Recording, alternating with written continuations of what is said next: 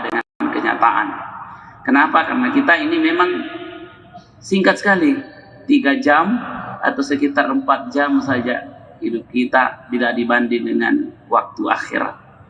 Sehingga beliau mengatakan, innama ju'ilal akhirah mahallan li jazai ibadihil mu'minin.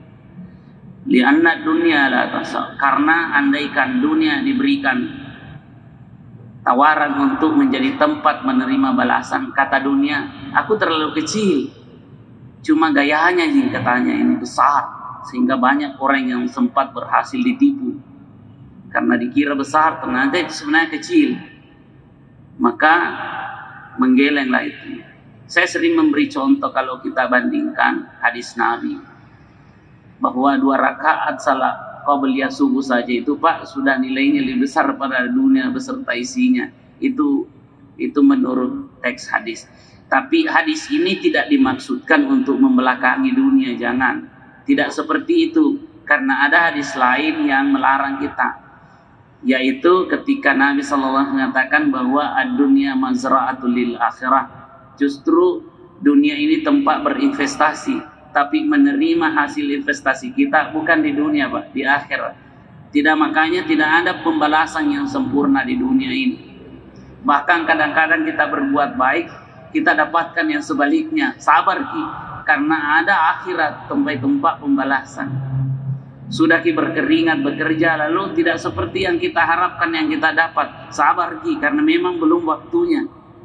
Ada namanya akhirat kan yaumul hisab, yaumul jaza, tempat menerima pembalasan. Jadi dunia ini memang bukan yaumul jaza. Akhiratlah yang namanya yaumul jaza, tempat menerima pembalasan yang sempurna di sisi Allah Subhanahu wa taala. Lalu dilanjutkan senandung Nabi sallallahu alaihi wasallam di sini, faghfir lil ansari wal muhajir. Maka ya, karenanya ampunilah kaum Ansar dan Muhajirin. Beliau mendoakan khusus kaum Ansar dan Muhajirin. Ya Allah, ampuni kaum Ansar dan Muhajirin. Kenapa Nabi memulai dari sini? Sebab ada maksud Nabi. Justru Nabi ketika membangun masjid itu, beliau bersenandung mendoakan kaum Ansar dan Muhajirin supaya mendapatkan ampunan dari Allah Subhanahu wa taala. Jadi sembari beliau membangun masjid itu, beliau juga mendoakan kedua kelompok ini, yaitu yaitu kaum Muhajirin dan kaum Ansar. Tapi menurut teks ini didahulukan kaum Ansar dibanding Muhajirin. Ini karena penghormatan Nabi kepada penduduk lokal sebagai tuan rumah yang punya kampung ceritanya. Ya. Lalu beliau melanjutkan, hazal hammal la hammala Khaybar. Haza abaru rabbina wa athhar. Di situ beliau kemudian berucap lebih lanjut dalam senandung beliau, tukang angkut yang ini bukan tukang angkut Khaybar. Ini orang yang paling berbakti, abarru rabbikum.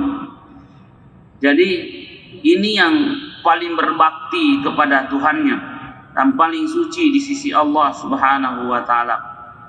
Ya, ini memberikan sebenarnya pujian kepada kaum Ansar dan Muhajirin yang menemani atau yang mensupport pembangunan masjid yang dilakukan oleh Rasulullah sallallahu alaihi wasallam, dan keteladanan yang beliau perlihatkan meskipun beliau seorang nabi, beliau ikut turut mengangkut batu tersebut. Ya. Dalam keterangan lebih lanjut di wakadzalika dan seterusnya, itu wakadzalika mimma yazidu nasyat as-sahabati bil bina'i hatta inna ahadahum la yaqul Jadi hal inilah yang kemudian membangkitkan etos kerja. Kira-kira begitu bahasanya kalau kita terima. Yang membangkitkan etos kerja, semangat kerja. Dari kalangan sahabat. Di dalam membangun, sehingga salah satu dari mereka menyambut. Apa yang disambut dari salah seorang dari mereka mengatakan, ya,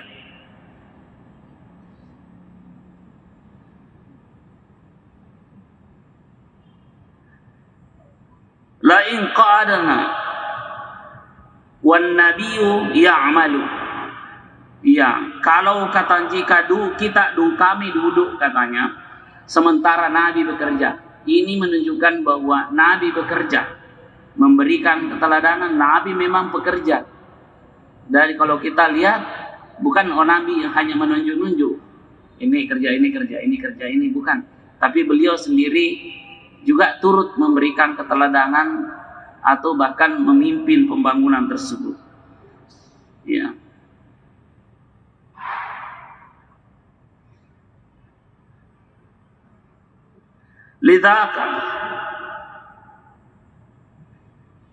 Lidzaka minnal amal al-mudal.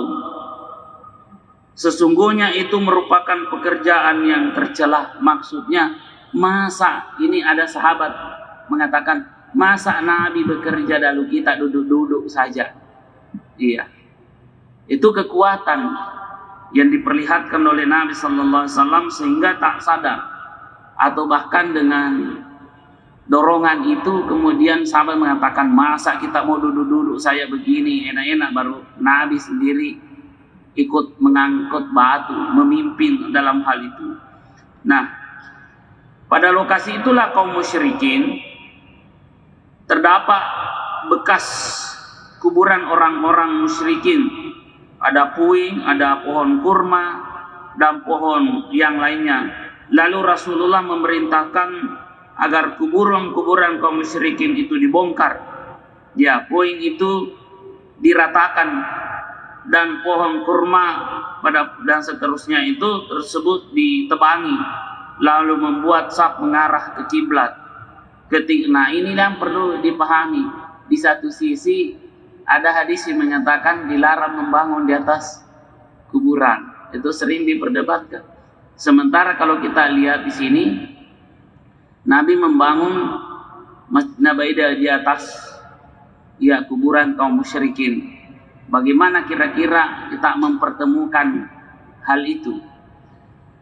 Ya, dilarang membangun tersebut yang pertama jika ada lokasi yang lebih tepat tapi sengaja dibangun, itu yang dilarang oleh Nabi Sallallahu Alaihi Wasallam.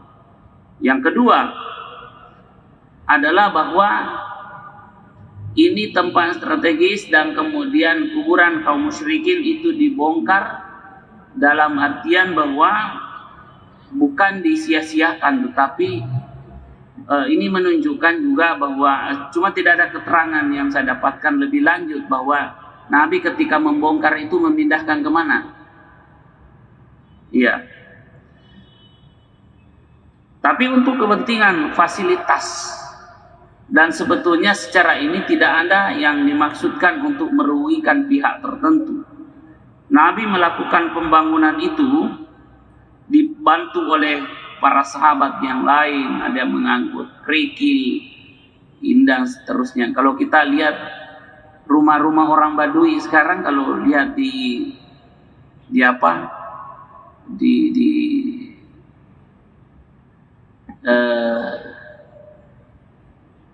kita lihat di media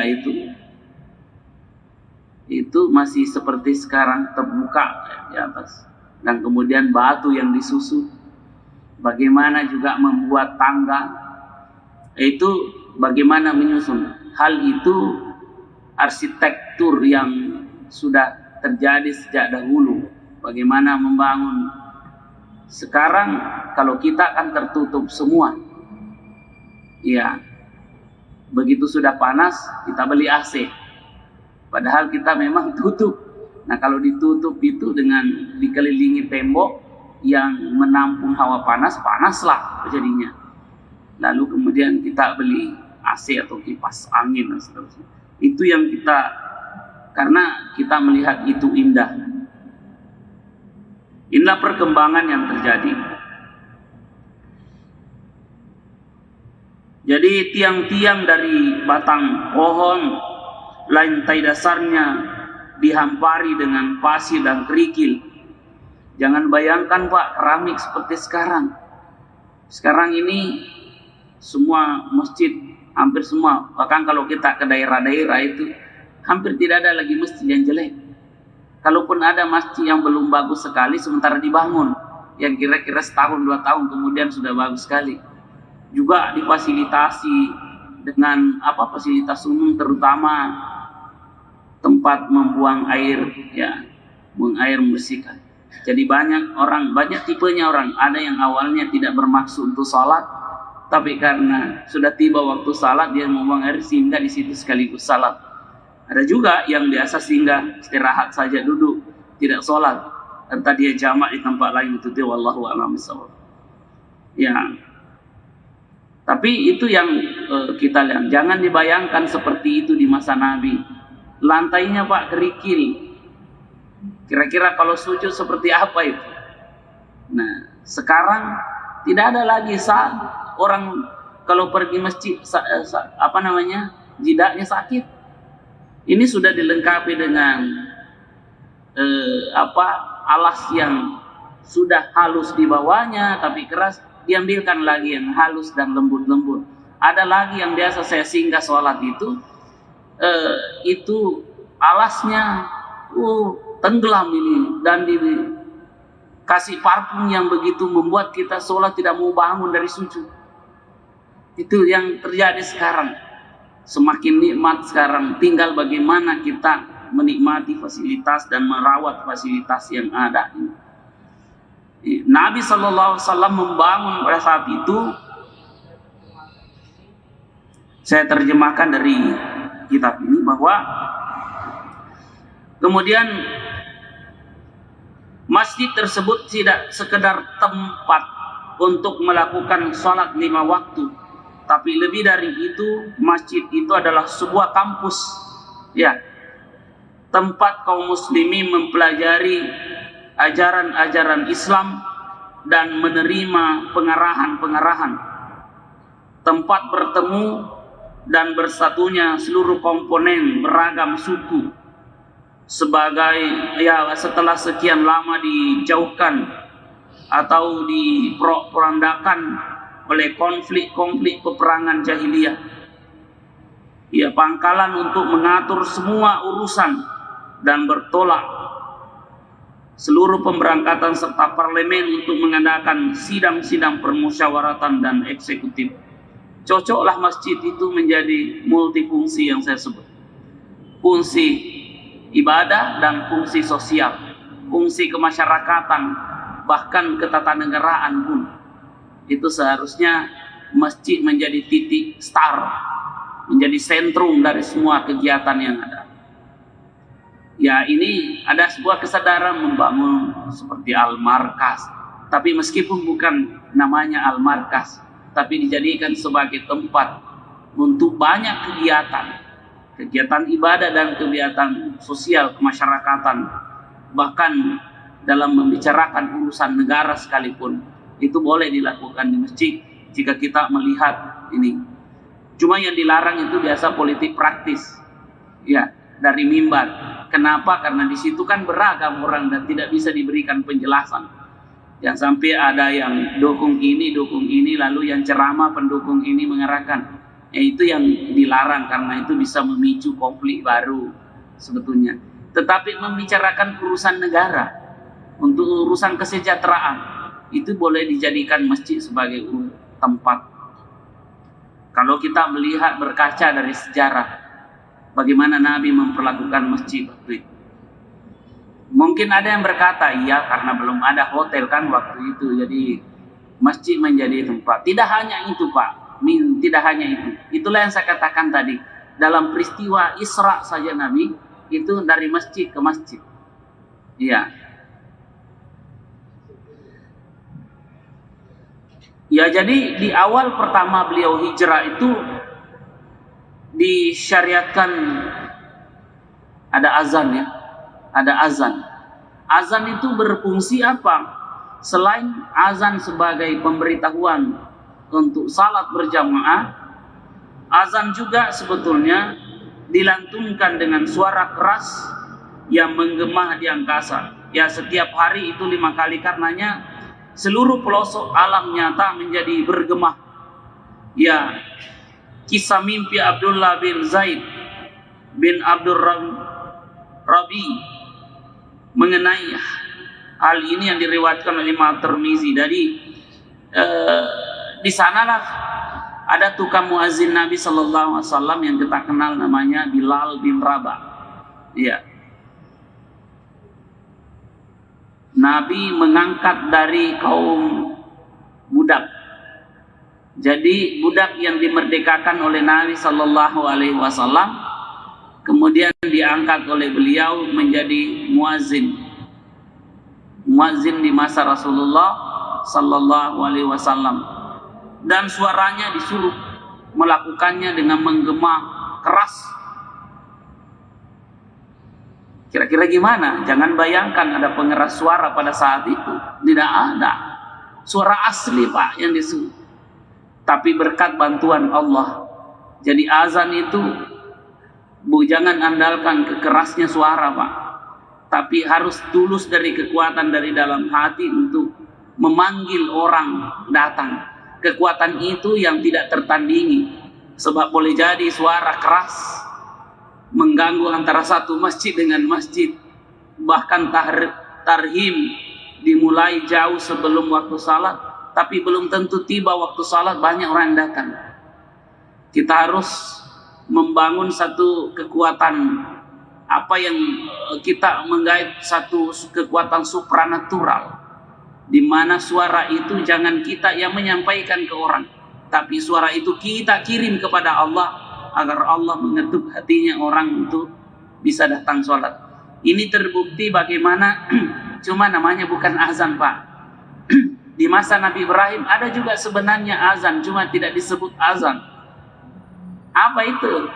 Ketika Nabi Ibrahim disuruh berteriak, memanggil seluruh manusia dari seluruh penjuru. Ketika Allah memerintahkan, ya Ibrahim, promosikan ini Mekah, promosikan ini Ka'bah, supaya semua orang dari berbagai penjuru datang nanti. Padahal waktu itu tidak ada orang yang bisa mendengarkan, tidak ada suara yang bisa sampai. Tapi Allah katakan, coba panggil saja orang, tugasmu memanggil. Itu ada ayatnya. Apa itu ayatnya?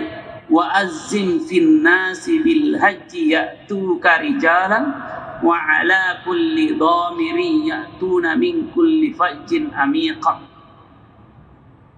Wa azzim fin nas, Ibrahim, panggil manusia. Jadi azim itu artinya azam, panggil manusia wahai Ibrahim. Bil haji, itu di Mekah. Bil haji, untuk datang berkunjung ke sini. Ya'tuka rijalan, dia akan datang memenuhi panggilanmu itu. Rijalan, ada yang berjalan kaki puluhan kilo, ada yang begitu. Sekarang Pak, ada yang tidak berjalan kaki, tapi ada yang naik sepeda. Itu dari Indonesia pergi ke Mekah. Biasa dilihat itu di apa? Di media kita lihat. Dia jalan kaki, ada yang suami istri, ada yang berjalan sendiri, ada yang jalan sendiri. Kalau tiba laut, ya naik perahu lagi. Tiba dapat itu, kemudian lanjut lagi naik sepeda. Nah, itu kekuatan. Mana ada orang mau jalan seperti itu kalau bukan kekuatan ini yang digerakkan oleh Allah. Tapi Allah katakan panggil saja Ibrahim. Tidak masuk akal. Bukan tidak masuk akal. Akalnya manusia kecil untuk menampun. Bukan tidak masuk akal. Tapi itu namanya bukan tidak rasional, itu namanya suprarasional, melampaui kapasitas rasionalitas manusia.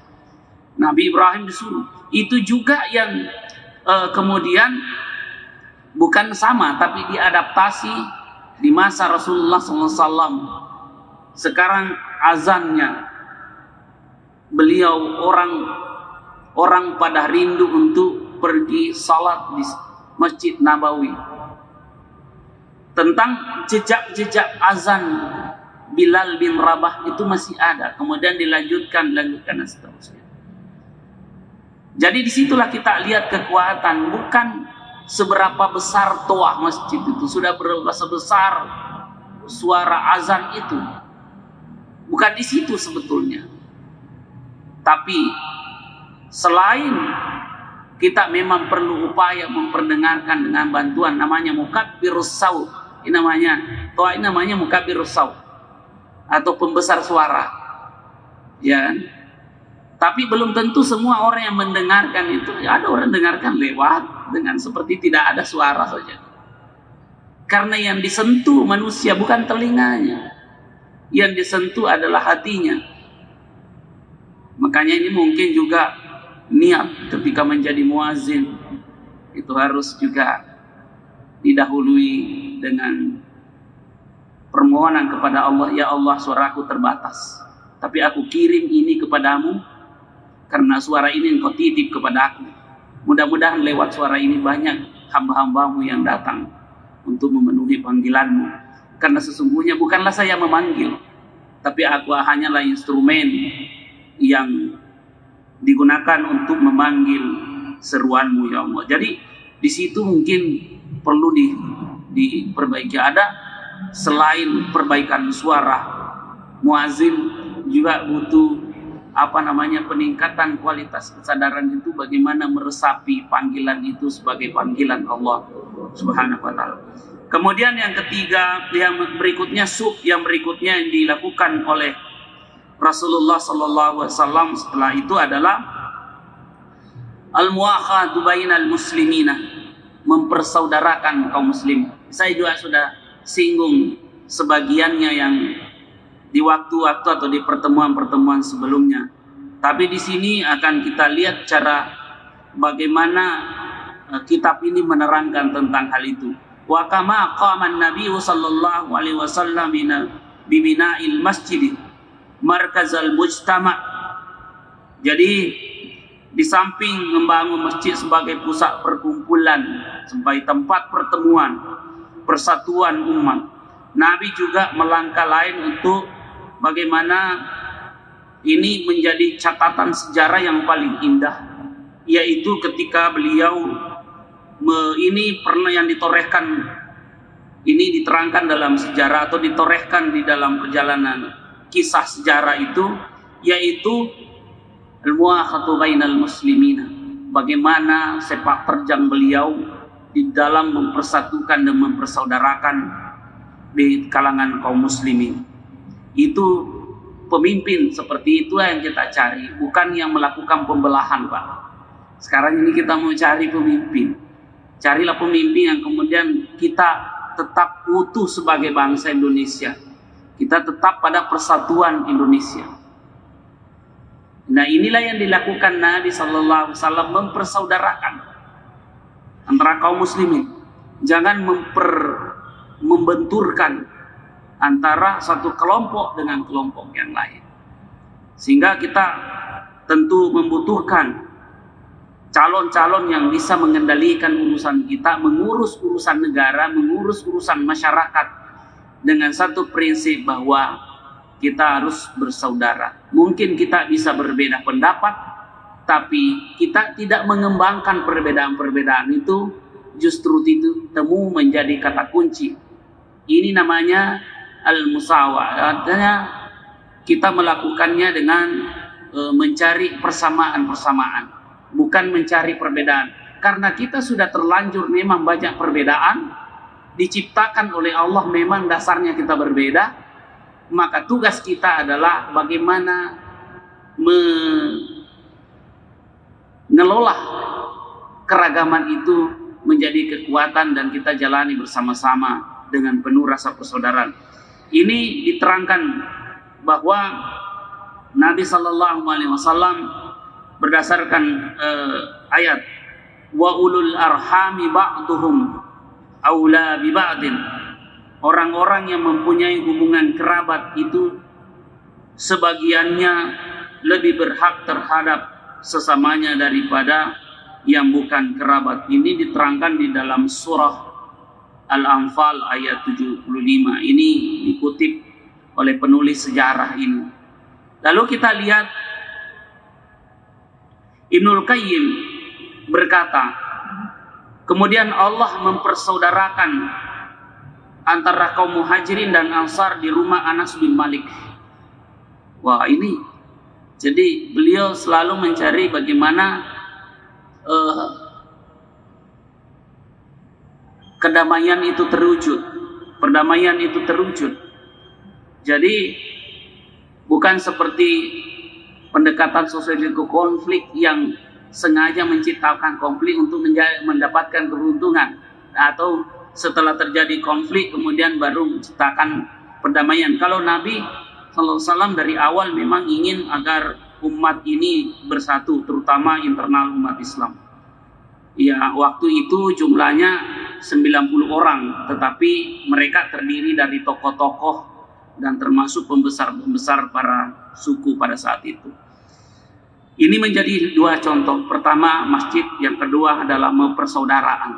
Jadi sebaiknya inilah yang kita perlu contoh, apalagi sekarang ini peringatan Maulid Nabi besar Muhammad SAW tentu bukan hanya bercerita tentang kelahirannya, tapi bagaimana sepak terjang beliau di dalam membangun fasilitas publik dan kehidupan bermasyarakat secara umum. Wallahu a'lam bishawab. A'udzubillahi minasyaitonir rajim. Bismillahirrahmanirrahim. Alhamdulillahirabbil alamin. Allahumma shalli wa sallim ala sayyidina Muhammadin wa alihi wa sahbihi ajmain. Allahumma anfa'na bima 'allamtana wa 'allimna ma yanfa'una wa zidna 'ilma. Subhanaka la 'ilma lana illa ma 'allamtana innaka antal halimul hakim. Allahumma ij'alna minal ladzina yastami'una al-qawla fayattabi'una ahsana. Rabbana atina fid dunya hasanah wa fil akhirati hasanah wa qina azabannar. Wa sallallahu ala sayyidina Muhammadin wa alihi wasallam. Alhamdulillahirabbil alamin. Amin. Assalamualaikum warahmatullahi wabarakatuh.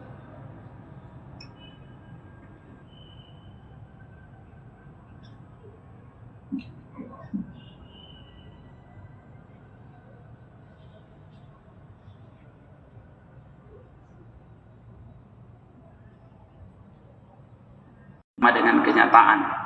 Kenapa? Karena kita ini memang singkat sekali, 3 jam atau sekitar 4 jam saja hidup kita tidak dibanding dengan waktu akhirat. Sehingga beliau mengatakan, innama ju'ilal akhirah mahallan li jazaa'i ibadihil mu'minin. Lianna dunya la tasa. Karena andaikan dunia diberikan tawaran untuk menjadi tempat menerima balasan, kata dunia, aku terlalu kecil. Cuma gayanya yang katanya ini besar, sehingga banyak orang yang sempat berhasil ditipu. Karena dikira besar, ternyata itu sebenarnya kecil. Maka menggelenglah itu. Saya sering memberi contoh kalau kita bandingkan hadis Nabi, bahwa 2 rakaat salat qabliyah subuh saja itu Pak sudah nilainya lebih besar pada dunia beserta isinya. Itu menurut teks hadis. Tapi hadis ini tidak dimaksudkan untuk membelakangi dunia, jangan. Tidak seperti itu, karena ada hadis lain yang melarang kita, yaitu ketika Nabi SAW mengatakan bahwa ad-dunya mazra'atul lil akhirah. Justru dunia ini tempat berinvestasi, tapi menerima hasil investasi kita bukan di dunia Pak, di akhirat. Makanya tidak ada pembalasan yang sempurna di dunia ini. Bahkan kadang-kadang kita berbuat baik, kita dapatkan yang sebaliknya. Sabar Ki, karena ada akhirat tempat pembalasan. Sudah Ki berkeringat bekerja lalu tidak seperti yang kita harapkan yang kita dapat. Sabar Ki, karena memang belum waktunya. Ada namanya akhirat kan yaumul hisab, yaumul jaza, tempat menerima pembalasan. Jadi dunia ini memang bukan yaumul jaza. Akhiratlah yang namanya yaumul jaza, tempat menerima pembalasan yang sempurna di sisi Allah Subhanahu wa taala. Lalu dilanjutkan senandung Nabi sallallahu alaihi wasallam di sini, faghfir lil ansari wal muhajir. Maka ya karenanya ampunilah kaum Ansar dan Muhajirin. Beliau mendoakan khusus kaum Ansar dan Muhajirin. Ya Allah, ampuni kaum Ansar dan Muhajirin. Kenapa Nabi memulai dari sini? Sebab ada maksud Nabi. Justru Nabi ketika membangun masjid itu, beliau bersenandung mendoakan kaum Ansar dan Muhajirin supaya mendapatkan ampunan dari Allah Subhanahu wa ta'ala. Jadi sembari beliau membangun masjid itu, beliau juga mendoakan kedua ya, kelompok ini, itu suku yaitu kaum Muhajirin dan kaum Ansar. Tapi menurut teks ini didahulukan kaum Ansar dibanding Muhajirin. Ini karena penghormatan Nabi kepada penduduk lokal sebagai tuan rumah yang punya kampung ceritanya. Ya. Lalu beliau melanjutkan,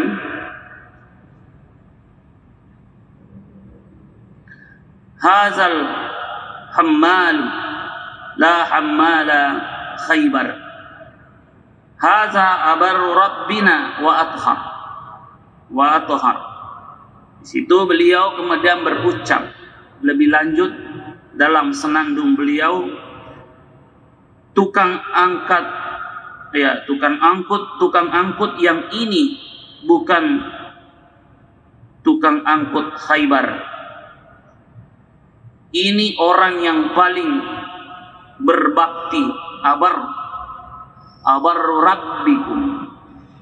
Jadi ini yang paling berbakti kepada Tuhannya dan paling suci di sisi Allah Subhanahu wa ta'ala. Ya, ini memberikan sebenarnya pujian kepada kaum Ansar dan Muhajirin yang menemani atau yang mensupport pembangunan masjid yang dilakukan oleh Rasulullah sallallahu alaihi wasallam, dan keteladanan yang beliau perlihatkan meskipun beliau seorang nabi, beliau ikut turut mengangkut batu tersebut. Ya. Dalam keterangan lebih lanjut di wakadzalika dan seterusnya, itu wakadzalika mimma yazilu nasyat as-sahabati bil bina'i hatta inna ahadahum la yaqul. Jadi hal inilah yang kemudian membangkitkan etos kerja. Kira-kira begitu bahasanya kalau kita terima. Yang membangkitkan etos kerja, semangat kerja dari kalangan sahabat di dalam membangun, sehingga salah satu dari mereka menyambut apa yang disambut dari salah seorang dari mereka mengatakan, ya,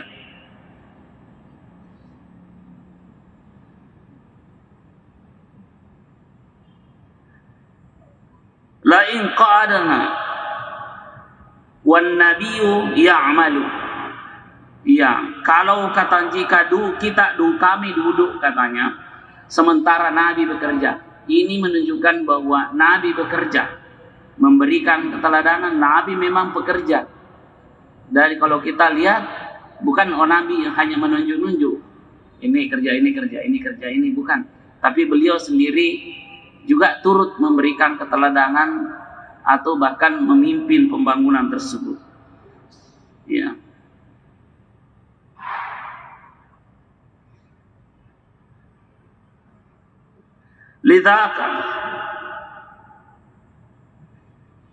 Lidzaka minnal amal al-mudal.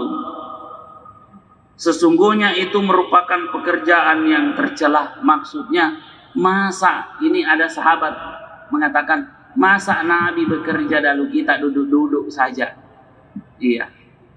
Itu kekuatan yang diperlihatkan oleh Nabi sallallahu alaihi wasallam sehingga tak sadar, atau bahkan dengan dorongan itu kemudian sahabat mengatakan, masa kita mau duduk-duduk saya begini enak-enak, baru Nabi sendiri ikut mengangkut batu, memimpin dalam hal itu. Nah, pada lokasi itulah kaum musyrikin terdapat bekas kuburan orang-orang musyrikin ada puing, ada pohon kurma, dan pohon yang lainnya. Lalu Rasulullah memerintahkan agar kuburan-kuburan kaum musyrikin itu dibongkar. Ya, puing itu diratakan dan pohon kurma dan seterusnya itu tersebut ditebangi, lalu membuat saf mengarah ke kiblat. Nah, ini yang perlu dipahami. Di satu sisi ada hadis yang menyatakan dilarang membangun di atas kuburan. Itu sering diperdebatkan. Sementara kalau kita lihat di sini, Nabi membangun Masjid Nabawi di atas ya kuburan kaum musyrikin. Bagaimana kira-kira kita mempertemukan hal itu? Ya, dilarang membangun tersebut yang pertama jika ada lokasi yang lebih tepat tapi sengaja dibangun, itu yang dilarang oleh Nabi Shallallahu Alaihi Wasallam. Yang kedua adalah bahwa ini tempat strategis dan kemudian kuburan kaum musyrikin itu dibongkar dalam artian bahwa bukan disia-siakan, tetapi ini menunjukkan juga bahwa cuma tidak ada keterangan yang saya dapatkan lebih lanjut bahwa Nabi ketika membongkar itu memindahkan kemana. Iya. Tapi untuk kepentingan fasilitas, dan sebetulnya secara ini tidak ada yang dimaksudkan untuk merugikan pihak tertentu. Nabi melakukan pembangunan itu dibantu oleh para sahabat yang lain, ada yang mengangkut kerikil, indah seterusnya. Kalau kita lihat rumah-rumah orang Badui sekarang, kalau lihat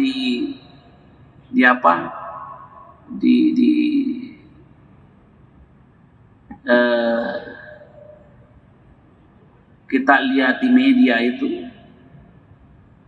itu masih seperti sekarang, terbuka di atas, dan kemudian batu yang disusut. Bagaimana juga membuat tangga, itu bagaimana menyusun. Hal itu arsitektur yang sudah terjadi sejak dahulu. Bagaimana membangun. Sekarang kalau kita kan tertutup semua. Ya, begitu sudah panas kita beli AC. Padahal kita memang tutup. Nah, kalau ditutup itu dengan dikelilingi tembok yang menampung hawa panas, panaslah jadinya. Lalu kemudian kita beli AC atau kipas angin dan seterusnya. Itu yang kita, karena kita melihat itu indah. Inilah perkembangan yang terjadi. Jadi tiang-tiang dari batang pohon, lantai dasarnya dihampari dengan pasir dan kerikil. Jangan bayangkan Pak, keramik seperti sekarang. Sekarang ini semua masjid, hampir semua, bahkan kalau kita ke daerah-daerah itu hampir tidak ada lagi masjid yang jelek. Kalaupun ada masjid yang belum bagus sekali sementara dibangun, yang kira-kira setahun 2 tahun kemudian sudah bagus sekali. Juga difasilitasi dengan fasilitas umum, terutama tempat membuang air, ya, buang air membersihkan. Jadi banyak tipenya orang. Ada yang awalnya tidak bermaksud untuk salat, tapi karena sudah tiba waktu salat dia membuang air sehingga di situ sekaligus salat. Ada juga yang biasa singgah istirahat saja, duduk, tidak sholat, entah dia jamak di tempat lain, itu dia wallahu a'lam bishawab. Ya. Tapi itu yang kita lihat. Jangan dibayangkan seperti itu di masa Nabi. Lantainya Pak kerikil. Kira-kira kalau sujud seperti apa itu? Nah, sekarang tidak ada lagi saat orang kalau pergi masjid jidaknya sakit. Ini sudah dilengkapi dengan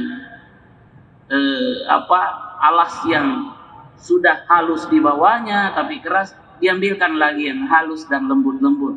Ada lagi yang biasa saya singgah sholat itu alasnya tenggelam ini dan dikasih parfum yang begitu membuat kita sholat tidak mau bangun dari sujud.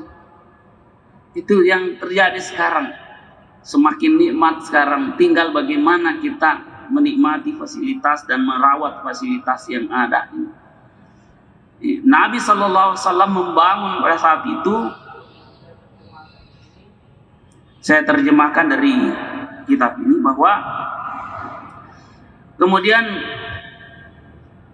masjid tersebut tidak sekedar tempat untuk melakukan sholat 5 waktu, tapi lebih dari itu, masjid itu adalah sebuah kampus, ya, tempat kaum muslimin mempelajari ajaran-ajaran Islam dan menerima pengarahan-pengarahan, tempat bertemu dan bersatunya seluruh komponen beragam suku sebagai, ya, setelah sekian lama dijauhkan atau diporandakan oleh konflik-konflik peperangan jahiliyah, ya, pangkalan untuk mengatur semua urusan dan bertolak seluruh pemberangkatan serta parlemen untuk mengadakan sidang-sidang permusyawaratan dan eksekutif. Cocoklah masjid itu menjadi multifungsi yang saya sebut. Fungsi ibadah dan fungsi sosial, fungsi kemasyarakatan, bahkan ketatanegaraan pun. Itu seharusnya masjid menjadi titik star, menjadi sentrum dari semua kegiatan yang ada. Ya, ini ada sebuah kesadaran membangun seperti Al-Markas, tapi meskipun bukan namanya Al-Markas, tapi dijadikan sebagai tempat untuk banyak kegiatan ibadah dan kegiatan sosial kemasyarakatan, bahkan dalam membicarakan urusan negara sekalipun, itu boleh dilakukan di masjid jika kita melihat ini. Cuma yang dilarang itu biasa politik praktis, ya, dari mimbar. Kenapa? Karena di situ kan beragam orang dan tidak bisa diberikan penjelasan. Yang sampai ada yang dukung ini, lalu yang ceramah pendukung ini mengarahkan. Itu yang dilarang karena itu bisa memicu konflik baru sebetulnya. Tetapi membicarakan urusan negara, untuk urusan kesejahteraan, itu boleh dijadikan masjid sebagai tempat. Kalau kita melihat, berkaca dari sejarah, bagaimana Nabi memperlakukan masjid waktu itu. Mungkin ada yang berkata, iya, karena belum ada hotel kan waktu itu, jadi masjid menjadi tempat. Tidak hanya itu, Pak. Tidak hanya itu. Itulah yang saya katakan tadi. Dalam peristiwa Isra saja Nabi, itu dari masjid ke masjid. Iya. Ya, jadi di awal pertama beliau hijrah itu disyariatkan ada azan, ya, ada azan. Azan itu berfungsi apa? Selain azan sebagai pemberitahuan untuk salat berjamaah, azan juga sebetulnya dilantunkan dengan suara keras yang menggema di angkasa. Ya, setiap hari itu 5 kali, karenanya seluruh pelosok alam nyata menjadi bergema. Ya, kisah mimpi Abdullah bin Zaid bin Abdul Rabi mengenai hal ini yang diriwayatkan oleh Imam Tirmizi. Dari di sanalah ada tukang muazin Nabi Sallallahu Alaihi Wasallam yang kita kenal namanya Bilal bin Rabah. Iya. Nabi mengangkat dari kaum budak. Jadi budak yang dimerdekakan oleh Nabi Sallallahu Alaihi Wasallam kemudian diangkat oleh beliau menjadi muazin di masa Rasulullah Sallallahu Alaihi Wasallam, dan suaranya disuruh melakukannya dengan menggema keras. Kira-kira gimana? Jangan bayangkan ada pengeras suara pada saat itu, tidak ada. Suara asli, Pak, yang disuruh. Tapi berkat bantuan Allah, jadi azan itu jangan andalkan kekerasnya suara, Pak, tapi harus tulus dari kekuatan dari dalam hati untuk memanggil orang datang. Kekuatan itu yang tidak tertandingi, sebab boleh jadi suara keras mengganggu antara satu masjid dengan masjid, bahkan tarhim dimulai jauh sebelum waktu salat, tapi belum tentu tiba waktu salat banyak orang yang datang. Kita harus membangun satu kekuatan, apa yang kita menggait satu kekuatan supranatural di mana suara itu jangan kita yang menyampaikan ke orang, tapi suara itu kita kirim kepada Allah agar Allah mengetuk hatinya orang untuk bisa datang sholat. Ini terbukti bagaimana cuma namanya bukan azan, Pak. Di masa Nabi Ibrahim ada juga sebenarnya azan, cuma tidak disebut azan. Apa itu? Ketika Nabi Ibrahim disuruh berteriak, memanggil seluruh manusia dari seluruh penjuru. Ketika Allah memerintahkan, ya Ibrahim, promosikan ini Mekah, promosikan ini Ka'bah, supaya semua orang dari berbagai penjuru datang nanti. Padahal waktu itu tidak ada orang yang bisa mendengarkan, tidak ada suara yang bisa sampai. Tapi Allah katakan, coba panggil saja orang, tugasmu memanggil. Itu ada ayatnya. Apa itu ayatnya? Wa azzim fin nasi bil haji ya'tuka rijalan wa ala kulli dhamirin ya'tuna min kulli fajjin amiqa. Wa azzim fin nas, Ibrahim, panggil manusia. Jadi azim itu artinya azam, panggil manusia, wahai Ibrahim. Bil haji, itu di Mekah. Bil haji, untuk datang berkunjung ke sini. Ya'tuka rijalan, dia akan datang memenuhi panggilanmu itu. Rijalan, ada yang berjalan kaki puluhan kilo, ada yang begitu. Sekarang Pak, ada yang tidak berjalan kaki, tapi ada yang naik sepeda. Itu dari Indonesia pergi ke Mekah. Biasa dilihat itu di apa? Di media kita lihat. Dia jalan kaki, ada yang suami istri, ada yang berjalan sendiri, ada yang jalan sendiri. Kalau tiba laut, ya naik perahu lagi. Tiba dapat itu, kemudian lanjut lagi naik sepeda. Nah, itu kekuatan. Mana ada orang mau jalan seperti itu kalau bukan kekuatan ini yang digerakkan oleh Allah. Tapi Allah katakan, panggil saja Ibrahim. Tidak masuk akal. Bukan tidak masuk akal, akalnya manusia kecil untuk menampun. Bukan tidak masuk akal, tapi itu namanya bukan tidak rasional, itu namanya suprarasional, melampaui kapasitas rasionalitas manusia. Nabi Ibrahim disuruh. Itu juga yang kemudian bukan sama, tapi diadaptasi di masa Rasulullah SAW. Sekarang azannya, beliau orang pada rindu untuk pergi salat di Masjid Nabawi. Tentang jejak-jejak azan Bilal bin Rabah itu masih ada, kemudian dilanjutkan dan seterusnya. Jadi disitulah kita lihat kekuatan, bukan seberapa besar toah masjid itu, sudah berapa besar suara azan itu, bukan di situ sebetulnya.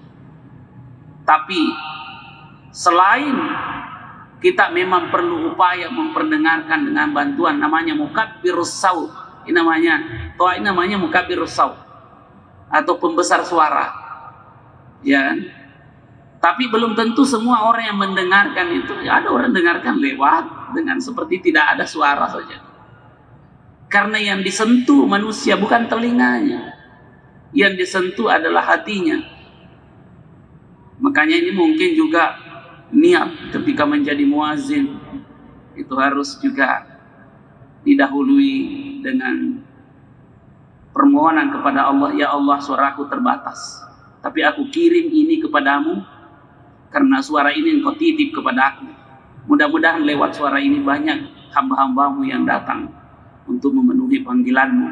Karena sesungguhnya bukanlah saya memanggil, tapi aku hanyalah instrumen yang digunakan untuk memanggil seruanmu, ya Allah. Jadi di situ mungkin perlu diperbaiki. Ada selain perbaikan suara, muazin juga butuh peningkatan kualitas kesadaran itu, bagaimana meresapi panggilan itu sebagai panggilan Allah Subhanahu wa taala. Kemudian yang ketiga, yang berikutnya yang dilakukan oleh Rasulullah sallallahu alaihi wasallam setelah itu adalah al-muakhatu bainal muslimina, mempersaudarakan kaum muslim. Saya juga sudah singgung sebagiannya yang di waktu-waktu atau di pertemuan-pertemuan sebelumnya. Tapi di sini akan kita lihat cara bagaimana kitab ini menerangkan tentang hal itu. Wa kama qama an-nabiy sallallahu alaihi wasallam bi bina'il masjid markazal mujtama'. Jadi di samping membangun masjid sebagai pusat perkumpulan, sebagai tempat pertemuan, persatuan umat, Nabi juga melangkah lain untuk bagaimana ini menjadi catatan sejarah yang paling indah, yaitu ketika beliau ini pernah yang ditorehkan, ini diterangkan dalam sejarah atau ditorehkan di dalam perjalanan kisah sejarah itu, yaitu al-muakhatu bainal muslimina, bagaimana sepak terjang beliau di dalam mempersatukan dan mempersaudarakan di kalangan kaum muslimin. Itu pemimpin seperti itu yang kita cari, bukan yang melakukan pembelahan, Pak. Sekarang ini kita mau cari pemimpin. Carilah pemimpin yang kemudian kita tetap utuh sebagai bangsa Indonesia. Kita tetap pada persatuan Indonesia. Nah, inilah yang dilakukan Nabi sallallahu alaihi wasallam, mempersaudarakan antara kaum muslimin. Jangan membenturkan antara satu kelompok dengan kelompok yang lain. Sehingga kita tentu membutuhkan calon-calon yang bisa mengendalikan urusan kita, mengurus urusan negara, mengurus urusan masyarakat dengan satu prinsip bahwa kita harus bersaudara. Mungkin kita bisa berbeda pendapat, tapi kita tidak mengembangkan perbedaan-perbedaan itu, justru itu temu menjadi kata kunci. Ini namanya al-musawah. Artinya kita melakukannya dengan mencari persamaan-persamaan, bukan mencari perbedaan. Karena kita sudah terlanjur memang banyak perbedaan, diciptakan oleh Allah, memang dasarnya kita berbeda, maka tugas kita adalah bagaimana mengelola keragaman itu menjadi kekuatan dan kita jalani bersama-sama dengan penuh rasa persaudaraan. Ini diterangkan bahwa Nabi sallallahu alaihi wasallam berdasarkan ayat wa ulul arhami ba'duhum aula bi ba'din, orang-orang yang mempunyai hubungan kerabat itu sebagiannya lebih berhak terhadap sesamanya daripada yang bukan kerabat. Ini diterangkan di dalam surah Al-Anfal ayat 75. Ini dikutip oleh penulis sejarah ini. Lalu kita lihat Ibnul Qayyim berkata, kemudian Allah mempersaudarakan antara kaum muhajirin dan ansar di rumah Anas bin Malik. Wah, ini jadi beliau selalu mencari bagaimana kedamaian itu terwujud, perdamaian itu terwujud. Jadi bukan seperti pendekatan sosiologi konflik yang sengaja menciptakan konflik untuk mendapatkan keuntungan, atau setelah terjadi konflik kemudian baru menciptakan perdamaian. Kalau Nabi SAW dari awal memang ingin agar umat ini bersatu, terutama internal umat Islam. Ya, waktu itu jumlahnya 90 orang, tetapi mereka terdiri dari tokoh-tokoh dan termasuk pembesar-pembesar para suku pada saat itu. Ini menjadi dua contoh. Pertama masjid, yang kedua adalah mempersaudaraan. Jadi sebaiknya inilah yang kita perlu contoh, apalagi sekarang ini peringatan Maulid Nabi besar Muhammad SAW tentu bukan hanya bercerita tentang kelahirannya, tapi bagaimana sepak terjang beliau di dalam membangun fasilitas publik dan kehidupan bermasyarakat secara umum. Wallahu a'lam bishawab. A'udzubillahi minasyaitonir rajim. Bismillahirrahmanirrahim. Alhamdulillahirabbil alamin. Allahumma shalli wa sallim ala sayyidina Muhammadin wa alihi wa sahbihi ajmain. Allahumma anfa'na bima 'allamtana wa 'allimna ma yanfa'una wa zidna 'ilma. Subhanaka la 'ilma lana illa ma 'allamtana innaka antal halimul hakim. Allahumma ij'alna minal ladzina yastami'una al-qawla fayattabi'una ahsana. Rabbana atina fid dunya hasanah fil akhirati hasanah wa qina azabannar. Wa sallallahu ala sayyidina Muhammadin wa alihi wasallam. Alhamdulillahi rabbil alamin. Amin. Assalamualaikum warahmatullahi wabarakatuh.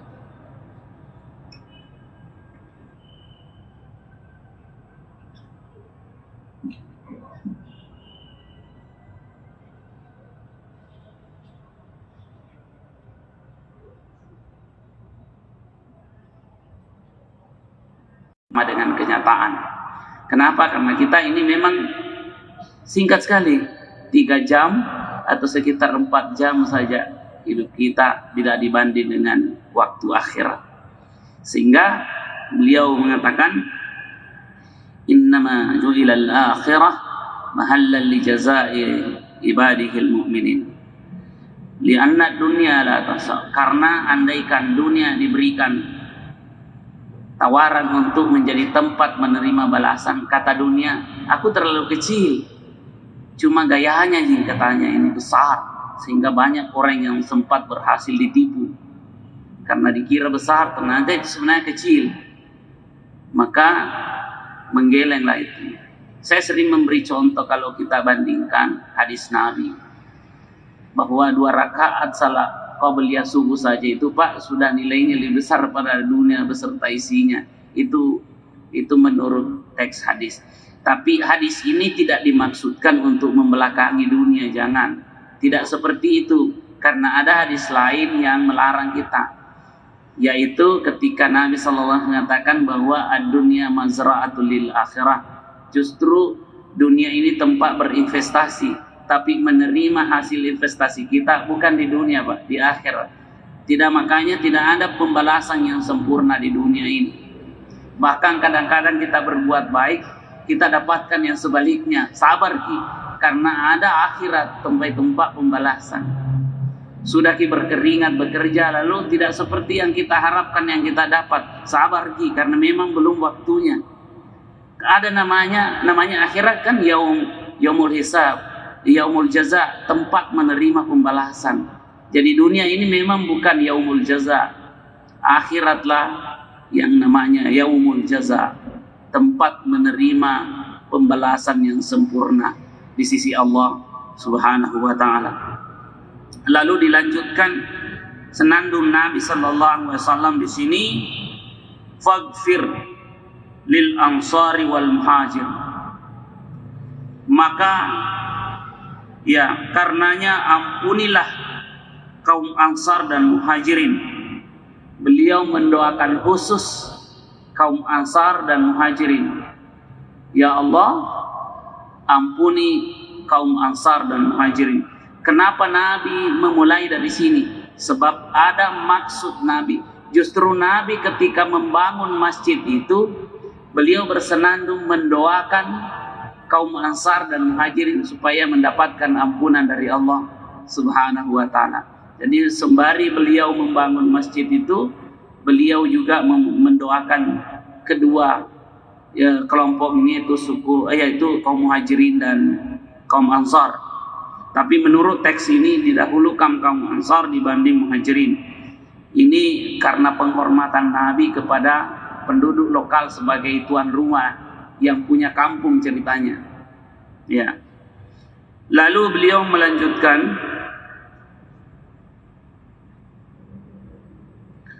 hazal hammal la hammala Khaybar.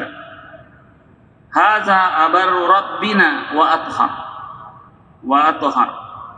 Di situ beliau kemudian berucap lebih lanjut dalam senandung beliau, tukang angkut yang ini bukan tukang angkut Khaybar. Ini orang yang paling berbakti, abar rabbikum.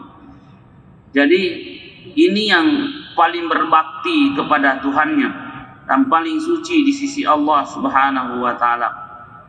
Ya, ini memberikan sebenarnya pujian kepada kaum Ansar dan Muhajirin yang menemani atau yang mensupport pembangunan masjid yang dilakukan oleh Rasulullah sallallahu alaihi wasallam, dan keteladanan yang beliau perlihatkan meskipun beliau seorang nabi, beliau ikut turut mengangkut batu tersebut. Ya. Dalam keterangan lebih lanjut di wakadzalika dan seterusnya, itu wakadzalika mimma yazidu nasyat as-sahabati bil bina'i hatta inna ahadahum la yaqul. Jadi hal inilah yang kemudian membangkitkan etos kerja. Kira-kira begitu bahasanya kalau kita terima. Yang membangkitkan etos kerja, semangat kerja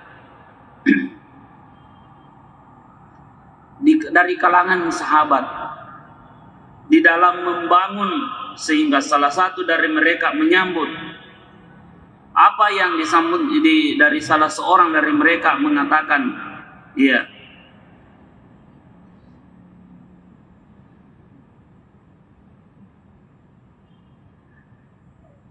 la in qa'adana wan nabiyyu ya'malu.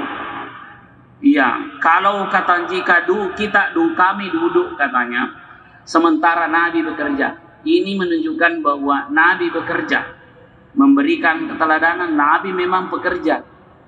Dari kalau kita lihat, bukan Nabi yang hanya menunjuk-nunjuk, ini kerja, ini kerja, ini kerja, ini bukan. Tapi beliau sendiri juga turut memberikan keteladanan atau bahkan memimpin pembangunan tersebut. Ya.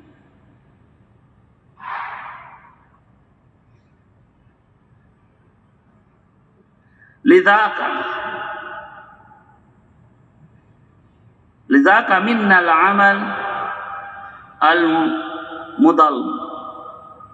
Sesungguhnya itu merupakan pekerjaan yang tercela. Maksudnya, masa ini ada sahabat mengatakan, masa Nabi bekerja lalu kita duduk-duduk saja. Iya. Itu kekuatan yang diperlihatkan oleh Nabi sallallahu alaihi wasallam sehingga tak sadar, atau bahkan dengan dorongan itu kemudian sahabat mengatakan, masa kita mau duduk-duduk saya begini enak-enak, baru Nabi sendiri ikut mengangkut batu, memimpin dalam hal itu. Nah, pada lokasi itulah kaum musyrikin terdapat bekas kuburan orang-orang musyrikin. Ada puing, ada pohon kurma, dan pohon yang lainnya. Lalu Rasulullah memerintahkan agar kuburan-kuburan kaum musyrikin itu dibongkar. Ya, puing itu diratakan dan pohon kurma dan seterusnya itu tersebut ditebangi, lalu membuat saf mengarah ke kiblat. Nah, ini yang perlu dipahami. Di satu sisi ada hadis yang menyatakan dilarang membangun di atas kuburan. Itu sering diperdebatkan. Sementara kalau kita lihat di sini, Nabi membangun Masjid Nabawi di atas ya kuburan kaum musyrikin.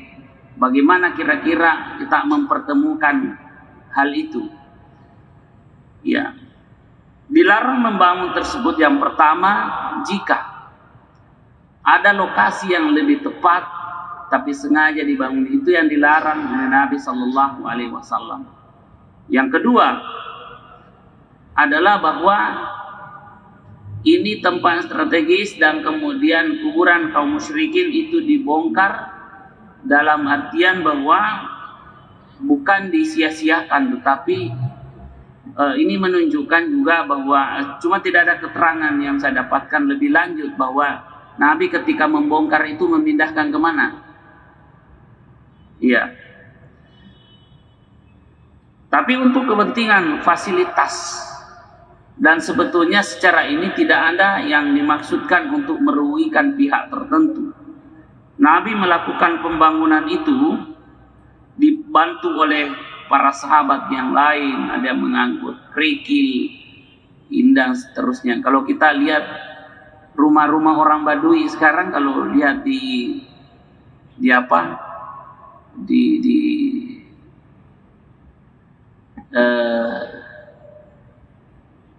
kita lihat di media itu masih seperti sekarang terbuka di atas, dan kemudian batu yang disusun. Bagaimana juga membuat tangga, itu bagaimana menyusun. Hal itu arsitektur yang sudah terjadi sejak dahulu. Bagaimana membangun. Sekarang kalau kita kan tertutup semua. Ya, begitu sudah panas kita beli AC. Padahal kita memang tutup. Nah, kalau ditutup itu dengan dikelilingi tembok yang menampung hawa panas, panaslah jadinya. Lalu kemudian kita beli AC atau kipas angin dan seterusnya. Itu yang kita, karena kita melihat itu indah. Inilah perkembangan yang terjadi. Jadi tiang-tiang dari batang pohon, lantai dasarnya dihampari dengan pasir dan kerikil. Jangan bayangkan Pak, keramik seperti sekarang. Sekarang ini semua masjid, hampir semua, bahkan kalau kita ke daerah-daerah itu hampir tidak ada lagi masjid yang jelek. Kalaupun ada masjid yang belum bagus sekali sementara dibangun, yang kira-kira setahun 2 tahun kemudian sudah bagus sekali. Juga difasilitasi dengan fasilitas umum, terutama tempat membuang air, ya, membuang air membersihkan. Jadi banyak tipenya orang. Ada yang awalnya tidak bermaksud untuk salat, tapi karena sudah tiba waktu salat dia membuang air sehingga di situ sekaligus salat. Ada juga yang biasa singgah istirahat saja, duduk, tidak salat. Entah dia jamak di tempat lain, itu dia wallahu a'lam bishawab. Ya. Tapi itu yang kita lihat. Jangan dibayangkan seperti itu di masa Nabi. Lantainya Pak kerikil. Kira-kira kalau sujud seperti apa itu? Nah, sekarang tidak ada lagi saat orang kalau pergi masjid jidaknya sakit. Ini sudah dilengkapi dengan alas yang sudah halus di bawahnya tapi keras, diambilkan lagi yang halus dan lembut-lembut. Ada lagi yang biasa saya singgah sholat itu alasnya tenggelam ini dan dikasih parfum yang begitu membuat kita sholat tidak mau bangun dari sujud. Itu yang terjadi sekarang. Semakin nikmat sekarang, tinggal bagaimana kita menikmati fasilitas dan merawat fasilitas yang ada. Nabi SAW membangun pada saat itu. Saya terjemahkan dari kitab ini bahwa kemudian masjid tersebut tidak sekedar tempat untuk melakukan sholat 5 waktu, tapi lebih dari itu, masjid itu adalah sebuah kampus, ya, tempat kaum muslimin mempelajari ajaran-ajaran Islam dan menerima pengarahan-pengarahan, tempat bertemu dan bersatunya seluruh komponen beragam suku. Setelah sekian lama dijauhkan atau diporandakan oleh konflik-konflik peperangan jahiliyah, ya, pangkalan untuk mengatur semua urusan dan bertolak seluruh pemberangkatan serta parlemen untuk mengadakan sidang-sidang permusyawaratan dan eksekutif. Cocoklah masjid itu menjadi multifungsi yang saya sebut, fungsi ibadah dan fungsi sosial, fungsi kemasyarakatan, bahkan ketatanegaraan pun. Itu seharusnya masjid menjadi titik start, menjadi sentrum dari semua kegiatan yang ada. Ya, ini ada sebuah kesadaran membangun seperti Al-Markas, tapi meskipun bukan namanya Al-Markas, tapi dijadikan sebagai tempat untuk banyak kegiatan ibadah dan kegiatan sosial kemasyarakatan, bahkan dalam membicarakan urusan negara sekalipun itu boleh dilakukan di masjid jika kita melihat ini. Cuma yang dilarang itu biasa politik praktis, ya, dari mimbar. Kenapa? Karena di situ kan beragam orang dan tidak bisa diberikan penjelasan. Yang sampai ada yang dukung ini, lalu yang ceramah pendukung ini mengarahkan. Itu yang dilarang karena itu bisa memicu konflik baru sebetulnya. Tetapi membicarakan urusan negara, untuk urusan kesejahteraan, itu boleh dijadikan masjid sebagai tempat. Kalau kita melihat, berkaca dari sejarah, bagaimana Nabi memperlakukan masjid waktu itu. Mungkin ada yang berkata, iya karena belum ada hotel kan waktu itu, jadi masjid menjadi tempat. Tidak hanya itu Pak, tidak hanya itu. Itulah yang saya katakan tadi, dalam peristiwa Isra saja Nabi itu dari masjid ke masjid. Iya. Ya, jadi di awal pertama beliau hijrah itu disyariatkan ada azan ya. Ada azan. Azan itu berfungsi apa?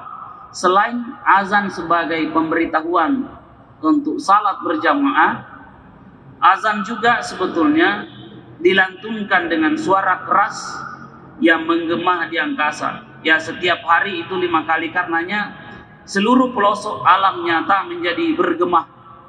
Ya, kisah mimpi Abdullah bin Zaid bin Abdul Rabi mengenai hal ini yang diriwayatkan oleh Imam Tirmizi. Jadi di sanalah ada tukang muazin Nabi Sallallahu Alaihi Wasallam yang kita kenal namanya Bilal bin Rabah.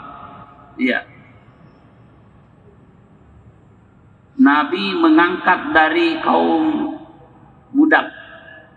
Jadi budak yang dimerdekakan oleh Nabi Sallallahu Alaihi Wasallam kemudian diangkat oleh beliau menjadi muazin.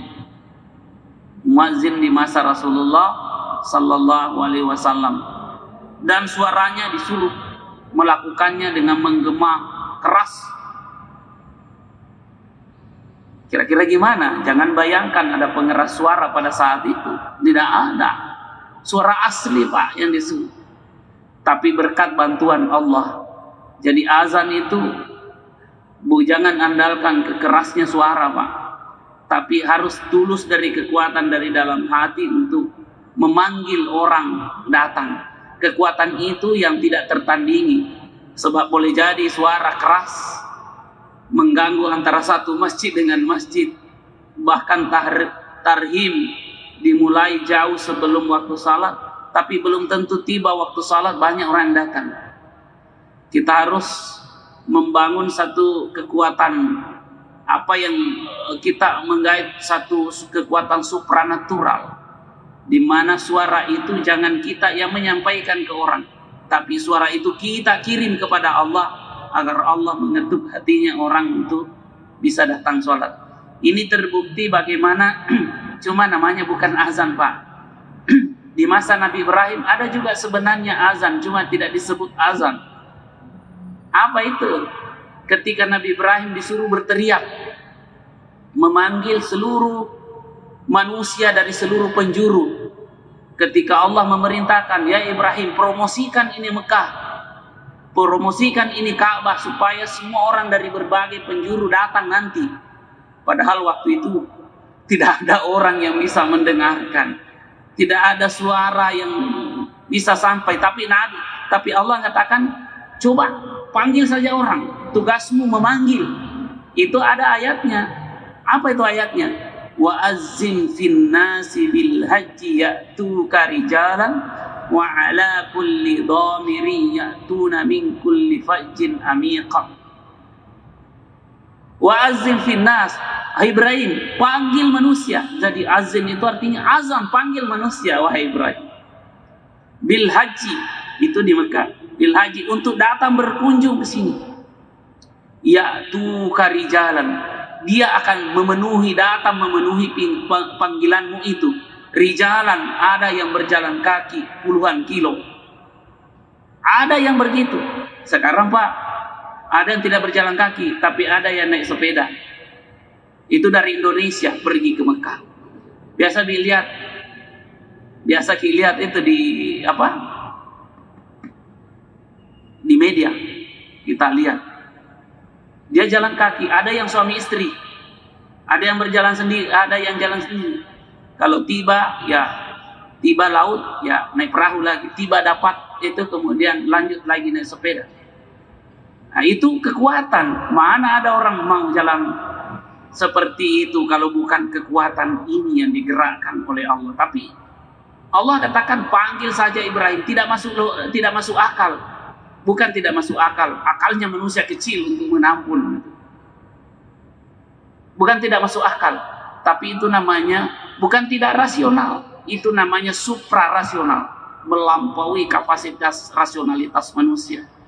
Nabi Ibrahim disuruh. Itu juga yang kemudian bukan sama, tapi diadaptasi di masa Rasulullah SAW. Sekarang azannya, beliau orang pada rindu untuk pergi salat di Masjid Nabawi. Tentang jejak-jejak azan Bilal bin Rabah itu masih ada. Kemudian dilanjutkan dan seterusnya. Jadi disitulah kita lihat kekuatan, bukan seberapa besar toah masjid itu, sudah berapa besar suara azan itu. Bukan di situ sebetulnya.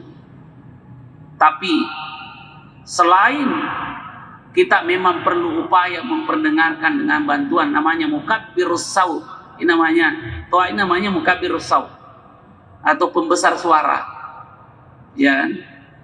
Tapi belum tentu semua orang yang mendengarkan itu, ya ada orang dengarkan lewat dengan seperti tidak ada suara saja. Karena yang disentuh manusia bukan telinganya. Yang disentuh adalah hatinya.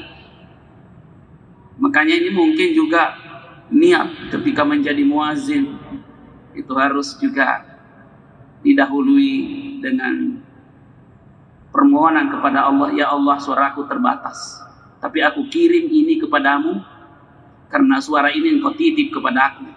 Mudah-mudahan lewat suara ini banyak hamba-hambamu yang datang untuk memenuhi panggilanmu. Karena sesungguhnya bukanlah saya memanggil, tapi aku hanyalah instrumen yang digunakan untuk memanggil seruanmu, ya Allah. Jadi di situ mungkin perlu diperbaiki. Ada selain perbaikan suara, muazin juga butuh peningkatan kualitas kesadaran itu, bagaimana meresapi panggilan itu sebagai panggilan Allah Subhanahu wa taala. Kemudian yang ketiga, yang berikutnya yang berikutnya yang dilakukan oleh Rasulullah sallallahu alaihi wasallam setelah itu adalah al-muakhadhu bainal muslimina, mempersaudarakan kaum muslim. Saya juga sudah singgung sebagiannya yang di waktu-waktu atau di pertemuan-pertemuan sebelumnya. Tapi di sini akan kita lihat cara bagaimana kitab ini menerangkan tentang hal itu. Wa kama qama an-nabiy sallallahu alaihi wasallam bi bina'il masjid markazal mujtama. Jadi di samping membangun masjid sebagai pusat perkumpulan, sebagai tempat pertemuan, persatuan umat, Nabi juga melangkah lain untuk bagaimana ini menjadi catatan sejarah yang paling indah, yaitu ketika beliau ini pernah yang ditorehkan, ini diterangkan dalam sejarah atau ditorehkan di dalam perjalanan kisah sejarah itu, yaitu al-muakhatu bainal muslimina, bagaimana sepak terjang beliau di dalam mempersatukan dan mempersaudarakan di kalangan kaum muslimin. Itu pemimpin seperti itu yang kita cari, bukan yang melakukan pembelahan, Pak. Sekarang ini kita mau cari pemimpin. Carilah pemimpin yang kemudian kita tetap utuh sebagai bangsa Indonesia. Kita tetap pada persatuan Indonesia. Nah, inilah yang dilakukan Nabi sallallahu alaihi wasallam, mempersaudarakan antara kaum muslimin. Jangan membenturkan antara satu kelompok dengan kelompok yang lain.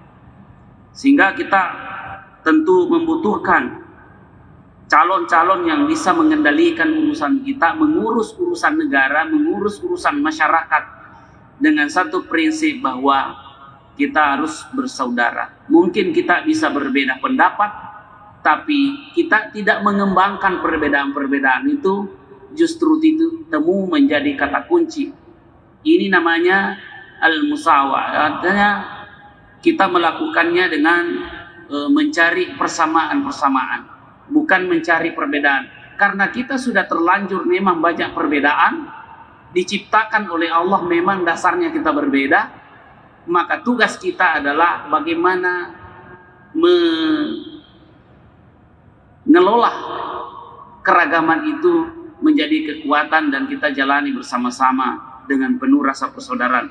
Ini diterangkan bahwa Nabi Shallallahu Alaihi Wasallam berdasarkan ayat wa ulul arhami ba'duhum aula bi ba'din, orang-orang yang mempunyai hubungan kerabat itu sebagiannya lebih berhak terhadap sesamanya daripada yang bukan kerabat. Ini diterangkan di dalam surah Al-Anfal ayat 75. Ini dikutip oleh penulis sejarah ini. Lalu kita lihat Ibnul Qayyim berkata, kemudian Allah mempersaudarakan antara kaum muhajirin dan ansar di rumah Anas bin Malik. Wah, ini jadi beliau selalu mencari bagaimana kedamaian itu terwujud, perdamaian itu terwujud. Jadi bukan seperti pendekatan sosiologi konflik yang sengaja menciptakan konflik untuk mendapatkan keuntungan, atau setelah terjadi konflik kemudian baru menciptakan perdamaian. Kalau Nabi SAW dari awal memang ingin agar umat ini bersatu, terutama internal umat Islam. Ya, waktu itu jumlahnya 90 orang, tetapi mereka terdiri dari tokoh-tokoh dan termasuk pembesar-pembesar para suku pada saat itu. Ini menjadi dua contoh. Pertama masjid, yang kedua adalah mempersaudaraan. Jadi sebaiknya inilah yang kita perlu contoh, apalagi sekarang ini peringatan Maulid Nabi besar Muhammad SAW tentu bukan hanya bercerita tentang kelahirannya, tapi bagaimana sepak terjang beliau di dalam membangun fasilitas publik dan kehidupan bermasyarakat secara umum. Wallahu a'lam bishawab. A'udzubillahi minasyaitonir rajim. Bismillahirrahmanirrahim. Alhamdulillahirabbil alamin. Allahumma shalli wa sallim ala sayyidina Muhammadin wa alihi washabbihi ajmain.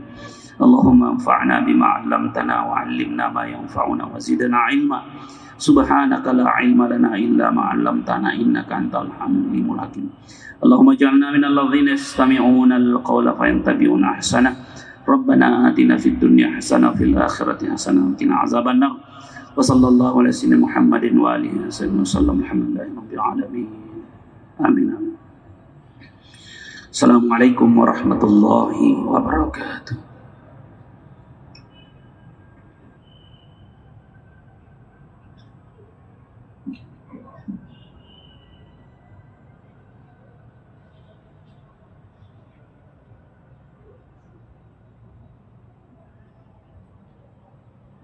Dengan kenyataan.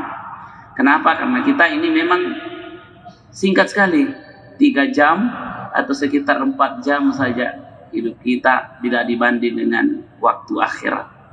Sehingga beliau mengatakan innama ju'ilal akhirah mahallan li jazai ibadihil mu'minin li'anna dunya la tasa. Karena andaikan dunia diberikan tawaran untuk menjadi tempat menerima balasan, kata dunia, aku terlalu kecil, cuma gayanya katanya ini besar, sehingga banyak orang yang sempat berhasil ditipu karena dikira besar, ternyata itu sebenarnya kecil, maka menggelenglah itu.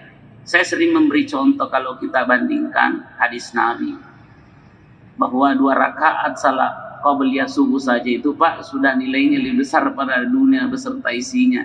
Itu menurut teks hadis.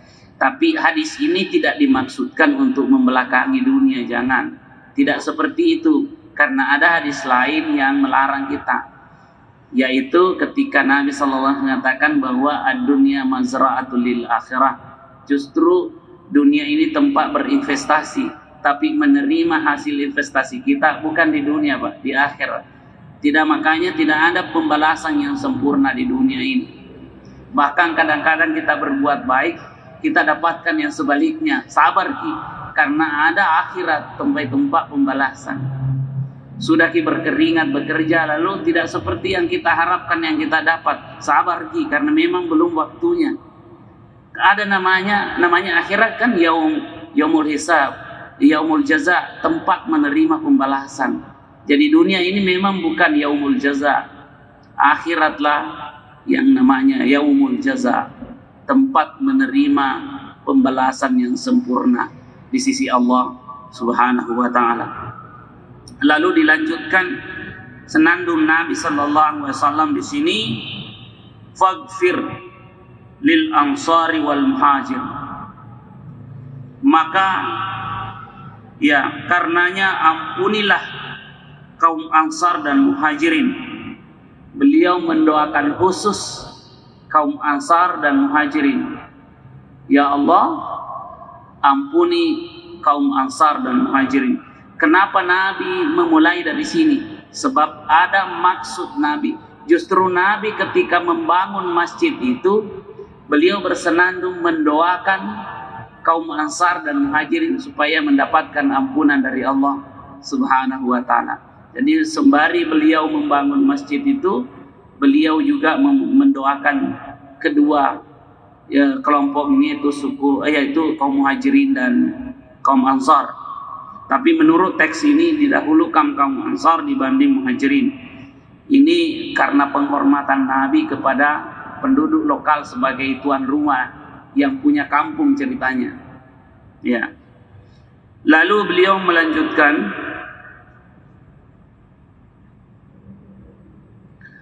hazal hammal la hammala Khaybar. Haza abaru rabbina wa athhar. Di situ beliau kemudian berucap lebih lanjut dalam senandung beliau, tukang angkut yang ini bukan tukang angkut Khaybar. Ini orang yang paling berbakti, abarru rabbikum. Jadi ini yang paling berbakti kepada Tuhannya dan paling suci di sisi Allah Subhanahu wa taala. Ya. Ini memberikan sebenarnya pujian kepada kaum Ansar dan Muhajirin yang menemani atau yang mensupport pembangunan masjid yang dilakukan oleh Rasulullah sallallahu alaihi wasallam, dan keteladanan yang beliau perlihatkan meskipun beliau seorang nabi, beliau ikut turut mengangkut batu tersebut. Ya. Dalam keterangan lebih lanjut di wakadzalika dan seterusnya, itu wakadzalika mimma yazidu nasyatas sahabati bil bina'i hatta inna ahadahum la yaqul. Jadi hal inilah yang kemudian membangkitkan etos kerja. Kira-kira begitu bahasanya kalau kita terima. Yang membangkitkan etos kerja, semangat kerja dari kalangan sahabat di dalam membangun, sehingga salah satu dari mereka menyambut apa yang disambut dari salah seorang dari mereka mengatakan, ya,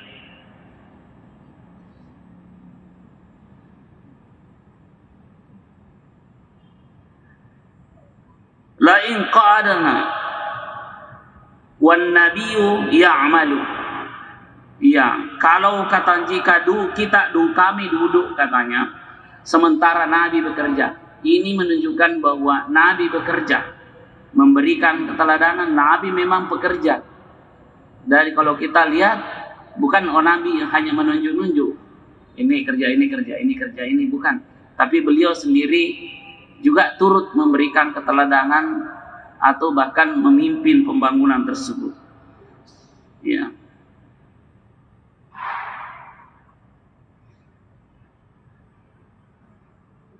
Lidzaka minnal amal al-mudal. Sesungguhnya itu merupakan pekerjaan yang tercela. Maksudnya, masa ini ada sahabat mengatakan, Masa Nabi bekerja lalu kita duduk-duduk saja? Iya. Itu kekuatan yang diperlihatkan oleh Nabi sallallahu alaihi wasallam sehingga tak sadar atau bahkan dengan dorongan itu kemudian sampai mengatakan, masa kita mau duduk-duduk saya begini enak-enak, baru Nabi sendiri ikut mengangkut batu, memimpin dalam hal itu. Nah, pada lokasi itulah kaum musyrikin terdapat bekas kuburan orang-orang musyrikin. Ada puing, ada pohon kurma, dan pohon yang lainnya. Lalu Rasulullah memerintahkan agar kuburan-kuburan kaum musyrikin itu dibongkar.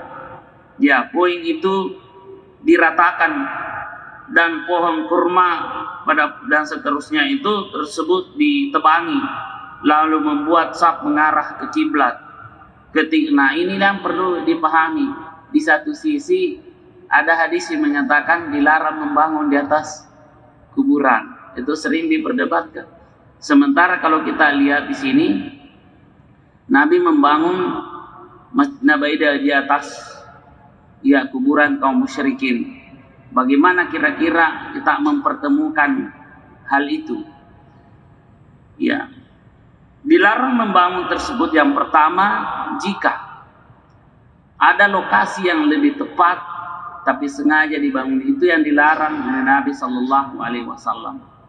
Yang kedua adalah bahwa ini tempat strategis dan kemudian kuburan kaum musyrikin itu dibongkar dalam artian bahwa bukan disia-siakan, tetapi ini menunjukkan juga bahwa cuma tidak ada keterangan yang saya dapatkan lebih lanjut bahwa Nabi ketika membongkar itu memindahkan kemana. Iya. Tapi untuk kepentingan fasilitas, dan sebetulnya secara ini tidak ada yang dimaksudkan untuk merugikan pihak tertentu. Nabi melakukan pembangunan itu dibantu oleh para sahabat yang lain, ada yang mengangkut kerikil, indah seterusnya. Kalau kita lihat rumah-rumah orang Badui sekarang, kalau lihat di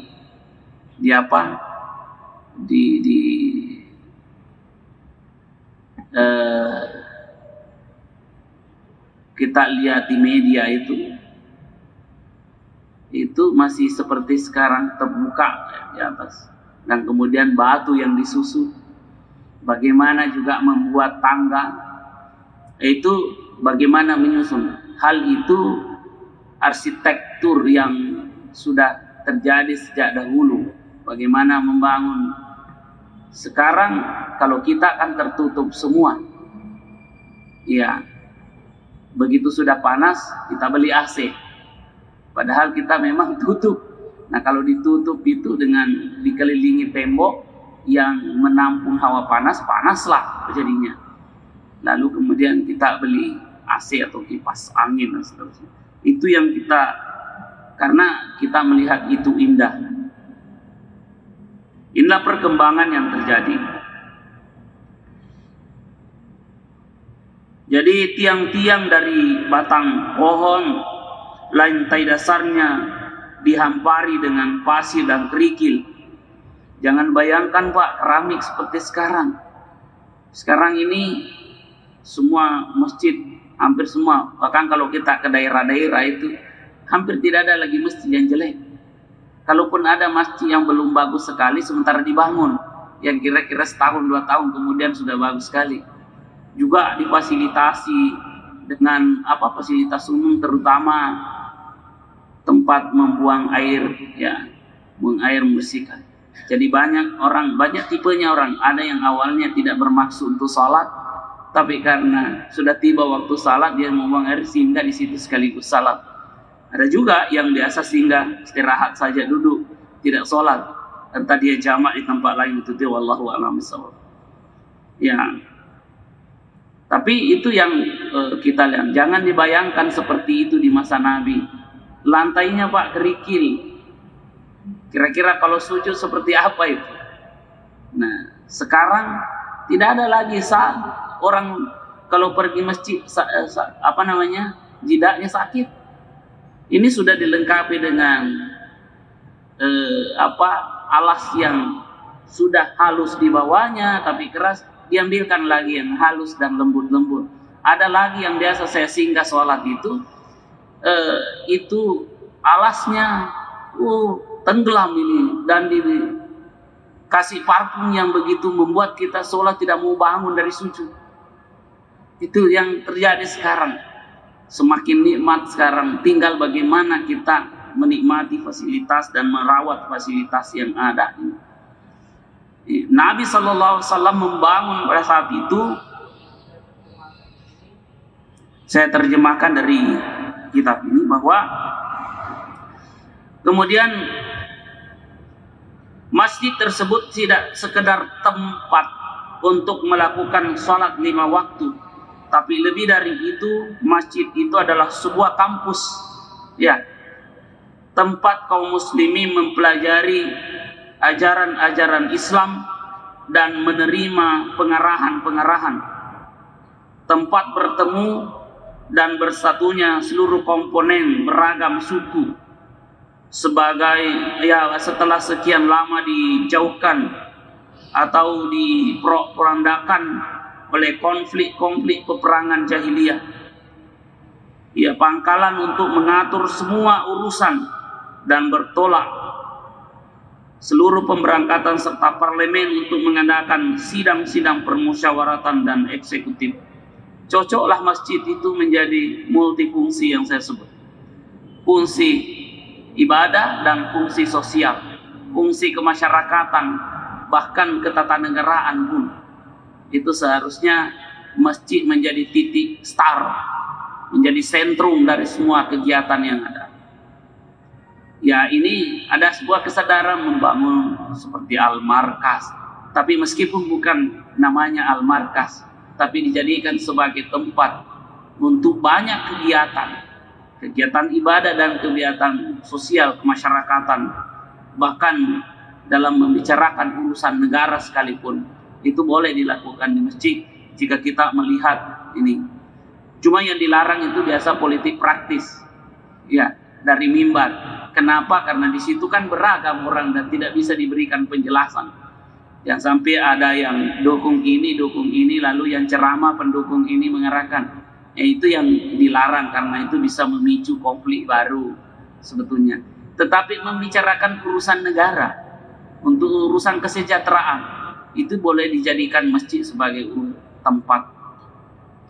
Kalau kita melihat, berkaca dari sejarah, bagaimana Nabi memperlakukan masjid waktu itu.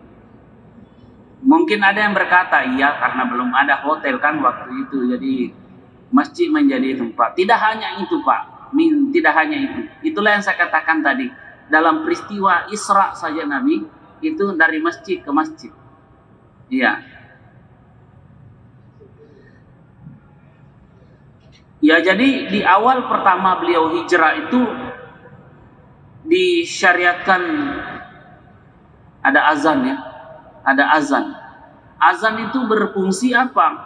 Selain azan sebagai pemberitahuan untuk salat berjamaah, azan juga sebetulnya dilantunkan dengan suara keras yang menggema di angkasa. Ya, setiap hari itu 5 kali, karenanya seluruh pelosok alam nyata menjadi bergema.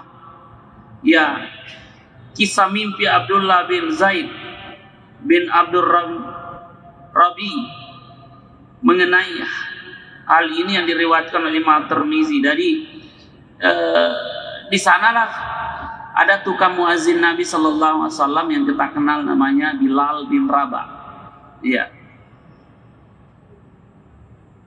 Nabi mengangkat dari kaum budak. Jadi budak yang dimerdekakan oleh Nabi sallallahu alaihi wasallam kemudian diangkat oleh beliau menjadi muazin. Muazin di masa Rasulullah sallallahu alaihi wasallam.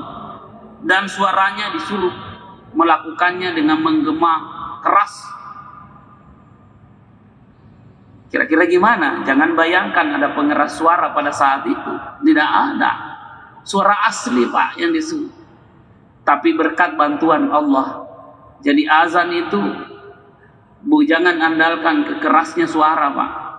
Tapi harus tulus dari kekuatan dari dalam hati untuk memanggil orang datang. Kekuatan itu yang tidak tertandingi. Sebab boleh jadi suara keras mengganggu antara satu masjid dengan masjid. Bahkan tarhim dimulai jauh sebelum waktu salat, tapi belum tentu tiba waktu salat banyak orang yang datang. Kita harus membangun satu kekuatan, apa yang kita menggait satu kekuatan supranatural, di mana suara itu jangan kita yang menyampaikan ke orang, tapi suara itu kita kirim kepada Allah agar Allah mengetuk hatinya orang untuk bisa datang sholat. Ini terbukti bagaimana cuma namanya bukan azan, Pak. Di masa Nabi Ibrahim ada juga sebenarnya azan, cuma tidak disebut azan. Apa itu? Ketika Nabi Ibrahim disuruh berteriak, memanggil seluruh manusia dari seluruh penjuru. Ketika Allah memerintahkan, ya Ibrahim, promosikan ini Mekah, promosikan ini Ka'bah, supaya semua orang dari berbagai penjuru datang nanti. Padahal waktu itu tidak ada orang yang bisa mendengarkan, tidak ada suara yang bisa sampai. Tapi Allah katakan, coba panggil saja orang, tugasmu memanggil. Itu ada ayatnya. Apa itu ayatnya? Wa azzim fin nasi bil haji ya'tuka rijalan wa ala kulli dhamirin ya'tuna min kulli fajjin amiqa. Wa azzim fin nas, Ibrahim, panggil manusia. Jadi azim itu artinya azam, panggil manusia, wahai Ibrahim. Bil haji, itu di Mekah. Bil haji, untuk datang berkunjung ke sini. Ya'tuka rijalan, dia akan datang memenuhi panggilanmu itu. Rijalan, ada yang berjalan kaki puluhan kilo, ada yang begitu. Sekarang Pak, ada yang tidak berjalan kaki, tapi ada yang naik sepeda. Itu dari Indonesia pergi ke Mekah. Biasa dilihat itu di apa? Di media kita lihat. Dia jalan kaki, ada yang suami istri, ada yang berjalan sendiri, ada yang jalan sendiri. Kalau tiba laut, ya naik perahu lagi. Tiba dapat itu, kemudian lanjut lagi naik sepeda. Nah, itu kekuatan. Mana ada orang mau jalan seperti itu kalau bukan kekuatan ini yang digerakkan oleh Allah. Tapi Allah katakan, panggil saja Ibrahim. Tidak masuk akal. Bukan tidak masuk akal, akalnya manusia kecil untuk menampun. Bukan tidak masuk akal, tapi itu namanya bukan tidak rasional, itu namanya suprarasional, melampaui kapasitas rasionalitas manusia. Nabi Ibrahim disuruh. Itu juga yang kemudian bukan sama, tapi diadaptasi di masa Rasulullah SAW. Sekarang azannya, beliau orang pada rindu untuk pergi salat di Masjid Nabawi. Tentang jejak-jejak azan Bilal bin Rabah itu masih ada, kemudian dilanjutkan dan seterusnya. Jadi disitulah kita lihat kekuatan, bukan seberapa besar toah masjid itu, sudah berapa besar suara azan itu, bukan di situ sebetulnya. Tapi selain kita memang perlu upaya memperdengarkan dengan bantuan namanya mukabbirus saut. Ini namanya mukabbirus saut atau pembesar suara. Ya. Tapi belum tentu semua orang yang mendengarkan itu, ya ada orang dengarkan lewat dengan seperti tidak ada suara saja. Karena yang disentuh manusia bukan telinganya. Yang disentuh adalah hatinya. Makanya ini mungkin juga niat ketika menjadi muazin itu harus juga didahului dengan permohonan kepada Allah. Ya Allah, suaraku terbatas, tapi aku kirim ini kepadamu karena suara ini engkau titip kepada aku. Mudah-mudahan lewat suara ini banyak hamba-hambamu yang datang untuk memenuhi panggilanmu. Karena sesungguhnya bukanlah saya memanggil, tapi aku hanyalah instrumen yang digunakan untuk memanggil seruanmu ya Allah. Jadi di situ mungkin perlu diperbaiki. Ada selain perbaikan suara, muazin juga butuh peningkatan kualitas kesadaran itu, bagaimana meresapi panggilan itu sebagai panggilan Allah Subhanahu wa taala. Kemudian yang ketiga, yang berikutnya yang dilakukan oleh Rasulullah sallallahu alaihi wasallam setelah itu adalah al-muakhatu bainal muslimina, mempersaudarakan kaum muslim. Saya juga sudah singgung sebagiannya yang di waktu-waktu atau di pertemuan-pertemuan sebelumnya. Tapi di sini akan kita lihat cara bagaimana kitab ini menerangkan tentang hal itu. Wa kama qama an-nabiy sallallahu alaihi wasallam bi bina'il masjid markazal mujtama'. Jadi di samping membangun masjid sebagai pusat perkumpulan, sebagai tempat pertemuan, persatuan umat, Nabi juga melangkah lain untuk bagaimana ini menjadi catatan sejarah yang paling indah, yaitu ketika beliau ini pernah yang ditorehkan, ini diterangkan dalam sejarah atau ditorehkan di dalam perjalanan kisah sejarah itu, yaitu al-muakhatu bainal muslimina, bagaimana sepak terjang beliau di dalam mempersatukan dan mempersaudarakan di kalangan kaum muslimin. Itu pemimpin seperti itu yang kita cari, bukan yang melakukan pembelahan, Pak. Sekarang ini kita mau cari pemimpin. Carilah pemimpin yang kemudian kita tetap utuh sebagai bangsa Indonesia. Kita tetap pada persatuan Indonesia. Nah, inilah yang dilakukan Nabi sallallahu alaihi wasallam, mempersaudarakan antara kaum muslimin. Jangan membenturkan antara satu kelompok dengan kelompok yang lain. Sehingga kita tentu membutuhkan calon-calon yang bisa mengendalikan urusan kita, mengurus urusan negara, mengurus urusan masyarakat dengan satu prinsip bahwa kita harus bersaudara. Mungkin kita bisa berbeda pendapat, tapi kita tidak mengembangkan perbedaan-perbedaan itu, justru itu temu menjadi kata kunci. Ini namanya al-musawah. Artinya kita melakukannya dengan mencari persamaan-persamaan, bukan mencari perbedaan. Karena kita sudah terlanjur memang banyak perbedaan, diciptakan oleh Allah, memang dasarnya kita berbeda. Maka tugas kita adalah bagaimana mengelola keragaman itu menjadi kekuatan dan kita jalani bersama-sama dengan penuh rasa persaudaraan. Ini diterangkan bahwa Nabi sallallahu alaihi wasallam berdasarkan ayat wa ulul arhami ba'duhum aula bi ba'din. Orang-orang yang mempunyai hubungan kerabat itu sebagiannya lebih berhak terhadap sesamanya daripada yang bukan kerabat. Ini diterangkan di dalam surah Al-Anfal ayat 75. Ini dikutip oleh penulis sejarah ini. Lalu kita lihat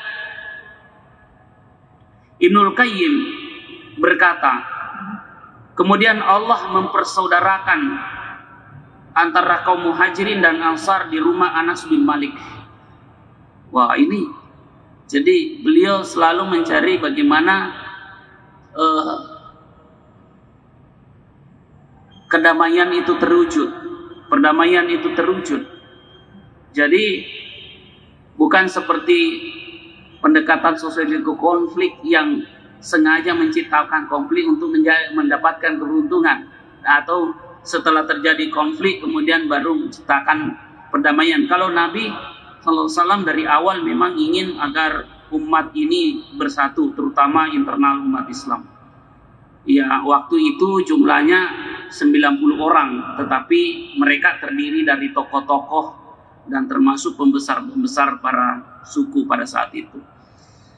Ini menjadi dua contoh. Pertama masjid, yang kedua adalah mempersaudaraan.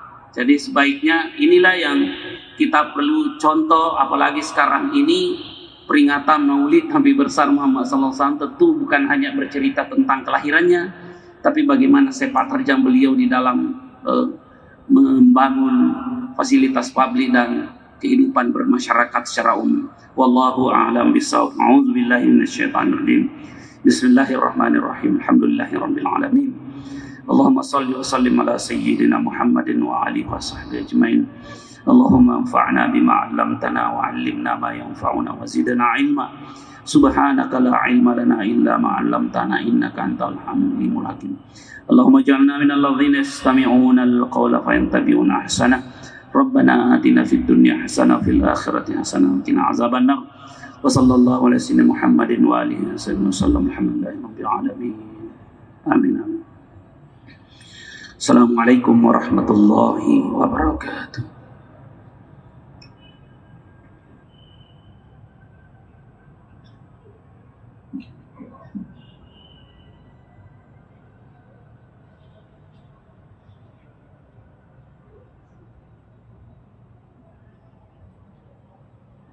Dengan kenyataan.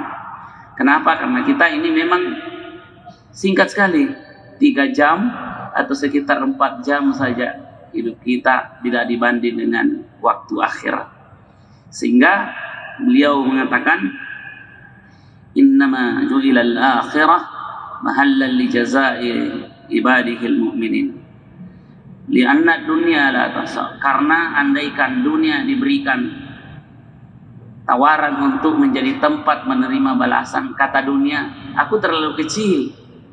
Cuma gayanya yang katanya ini besar, sehingga banyak orang yang sempat berhasil ditipu. Karena dikira besar, ternyata itu sebenarnya kecil. Maka menggelenglah itu. Saya sering memberi contoh kalau kita bandingkan hadis Nabi, bahwa 2 rakaat salat qabliyah subuh saja itu Pak sudah nilainya lebih besar pada dunia beserta isinya. Itu menurut teks hadis. Tapi hadis ini tidak dimaksudkan untuk membelakangi dunia, jangan. Tidak seperti itu, karena ada hadis lain yang melarang kita, yaitu ketika Nabi SAW mengatakan bahwa ad-dunya mazra'atul lil akhirah. Justru dunia ini tempat berinvestasi, tapi menerima hasil investasi kita bukan di dunia Pak, di akhirat. Makanya tidak ada pembalasan yang sempurna di dunia ini. Bahkan kadang-kadang kita berbuat baik, kita dapatkan yang sebaliknya. Sabar Ki, karena ada akhirat tempat pembalasan. Sudah Ki berkeringat bekerja lalu tidak seperti yang kita harapkan yang kita dapat. Sabar Ki, karena memang belum waktunya. Ada namanya akhirat kan yaumul hisab, yaumul jaza, tempat menerima pembalasan. Jadi dunia ini memang bukan yaumul jaza. Akhiratlah yang namanya yaumul jaza, tempat menerima pembalasan yang sempurna di sisi Allah Subhanahu wa taala. Lalu dilanjutkan senandung Nabi sallallahu alaihi wasallam di sini, faghfir lil ansari wal muhajir. Maka ya, karenanya ampunilah kaum Ansar dan Muhajirin. Beliau mendoakan khusus kaum Ansar dan Muhajirin. Ya Allah, ampuni kaum Ansar dan Muhajirin. Kenapa Nabi memulai dari sini? Sebab ada maksud Nabi. Justru Nabi ketika membangun masjid itu, beliau bersenandung mendoakan kaum Ansar dan Muhajirin supaya mendapatkan ampunan dari Allah Subhanahu wa taala. Jadi sembari beliau membangun masjid itu, beliau juga mendoakan kedua kelompok ini, itu suku yaitu kaum Muhajirin dan kaum Ansar. Tapi menurut teks ini didahulukan kaum Ansar dibanding Muhajirin. Ini karena penghormatan Nabi kepada penduduk lokal sebagai tuan rumah yang punya kampung ceritanya. Ya. Lalu beliau melanjutkan,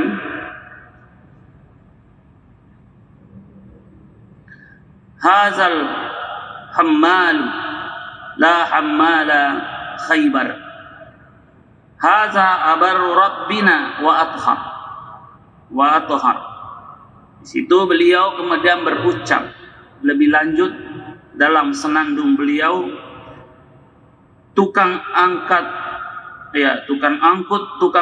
yang ini bukan tukang angkut Khaybar. Ini orang yang paling berbakti, abar rabbikum. Jadi ini yang paling berbakti kepada Tuhannya dan paling suci di sisi Allah Subhanahu wa taala. Ya. Ini memberikan sebenarnya pujian kepada kaum Ansar dan Muhajirin yang menemani atau yang mensupport pembangunan masjid yang dilakukan oleh Rasulullah sallallahu alaihi wasallam, dan keteladanan yang beliau perlihatkan meskipun beliau seorang nabi, beliau ikut turut mengangkut batu tersebut. Ya. Dalam keterangan lebih lanjut di wakadzalika dan seterusnya itu wakadzalika mimma yazilu nasyat as-sahabati bil bina'i hatta inna ahadahum la yaqul. Jadi hal inilah yang kemudian membangkitkan etos kerja. Kira-kira begitu bahasanya kalau kita terima. Yang membangkitkan etos kerja, semangat kerja dari kalangan sahabat di dalam membangun, sehingga salah satu dari mereka menyambut apa yang disambut dari salah seorang dari mereka mengatakan, ya,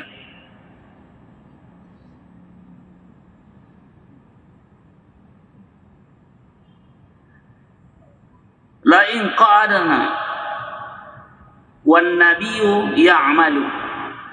Ya, kalau kata jika kami duduk katanya sementara Nabi bekerja. Ini menunjukkan bahwa Nabi bekerja, memberikan keteladanan. Nabi memang bekerja. Dari kalau kita lihat, bukan Nabi yang hanya menunjuk-nunjuk, ini kerja, ini kerja, ini kerja, ini bukan. Tapi beliau sendiri juga turut memberikan keteladanan atau bahkan memimpin pembangunan tersebut. Ya.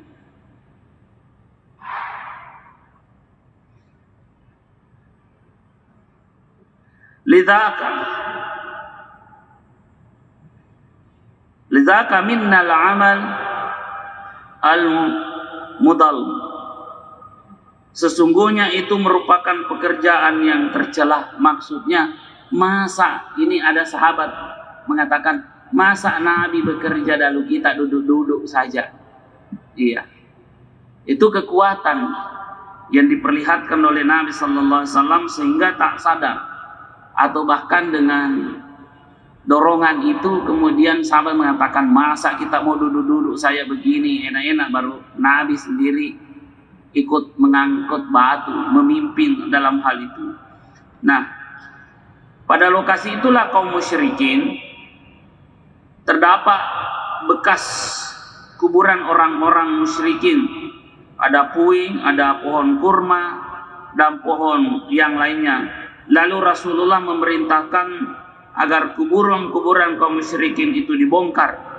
Ya, puing itu diratakan dan pohon kurma dan seterusnya itu tersebut ditebangi, lalu membuat saf mengarah ke kiblat. Nah, ini yang perlu dipahami.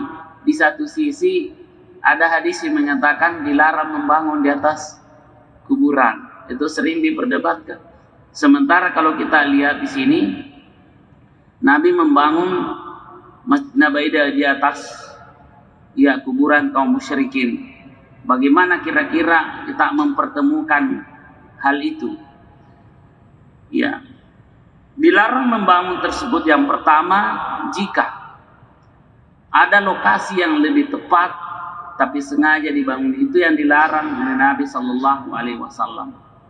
Yang kedua adalah bahwa ini tempat strategis dan kemudian kuburan kaum musyrikin itu dibongkar dalam artian bahwa bukan disia-siakan, tetapi ini menunjukkan juga bahwa cuma tidak ada keterangan yang saya dapatkan lebih lanjut bahwa Nabi ketika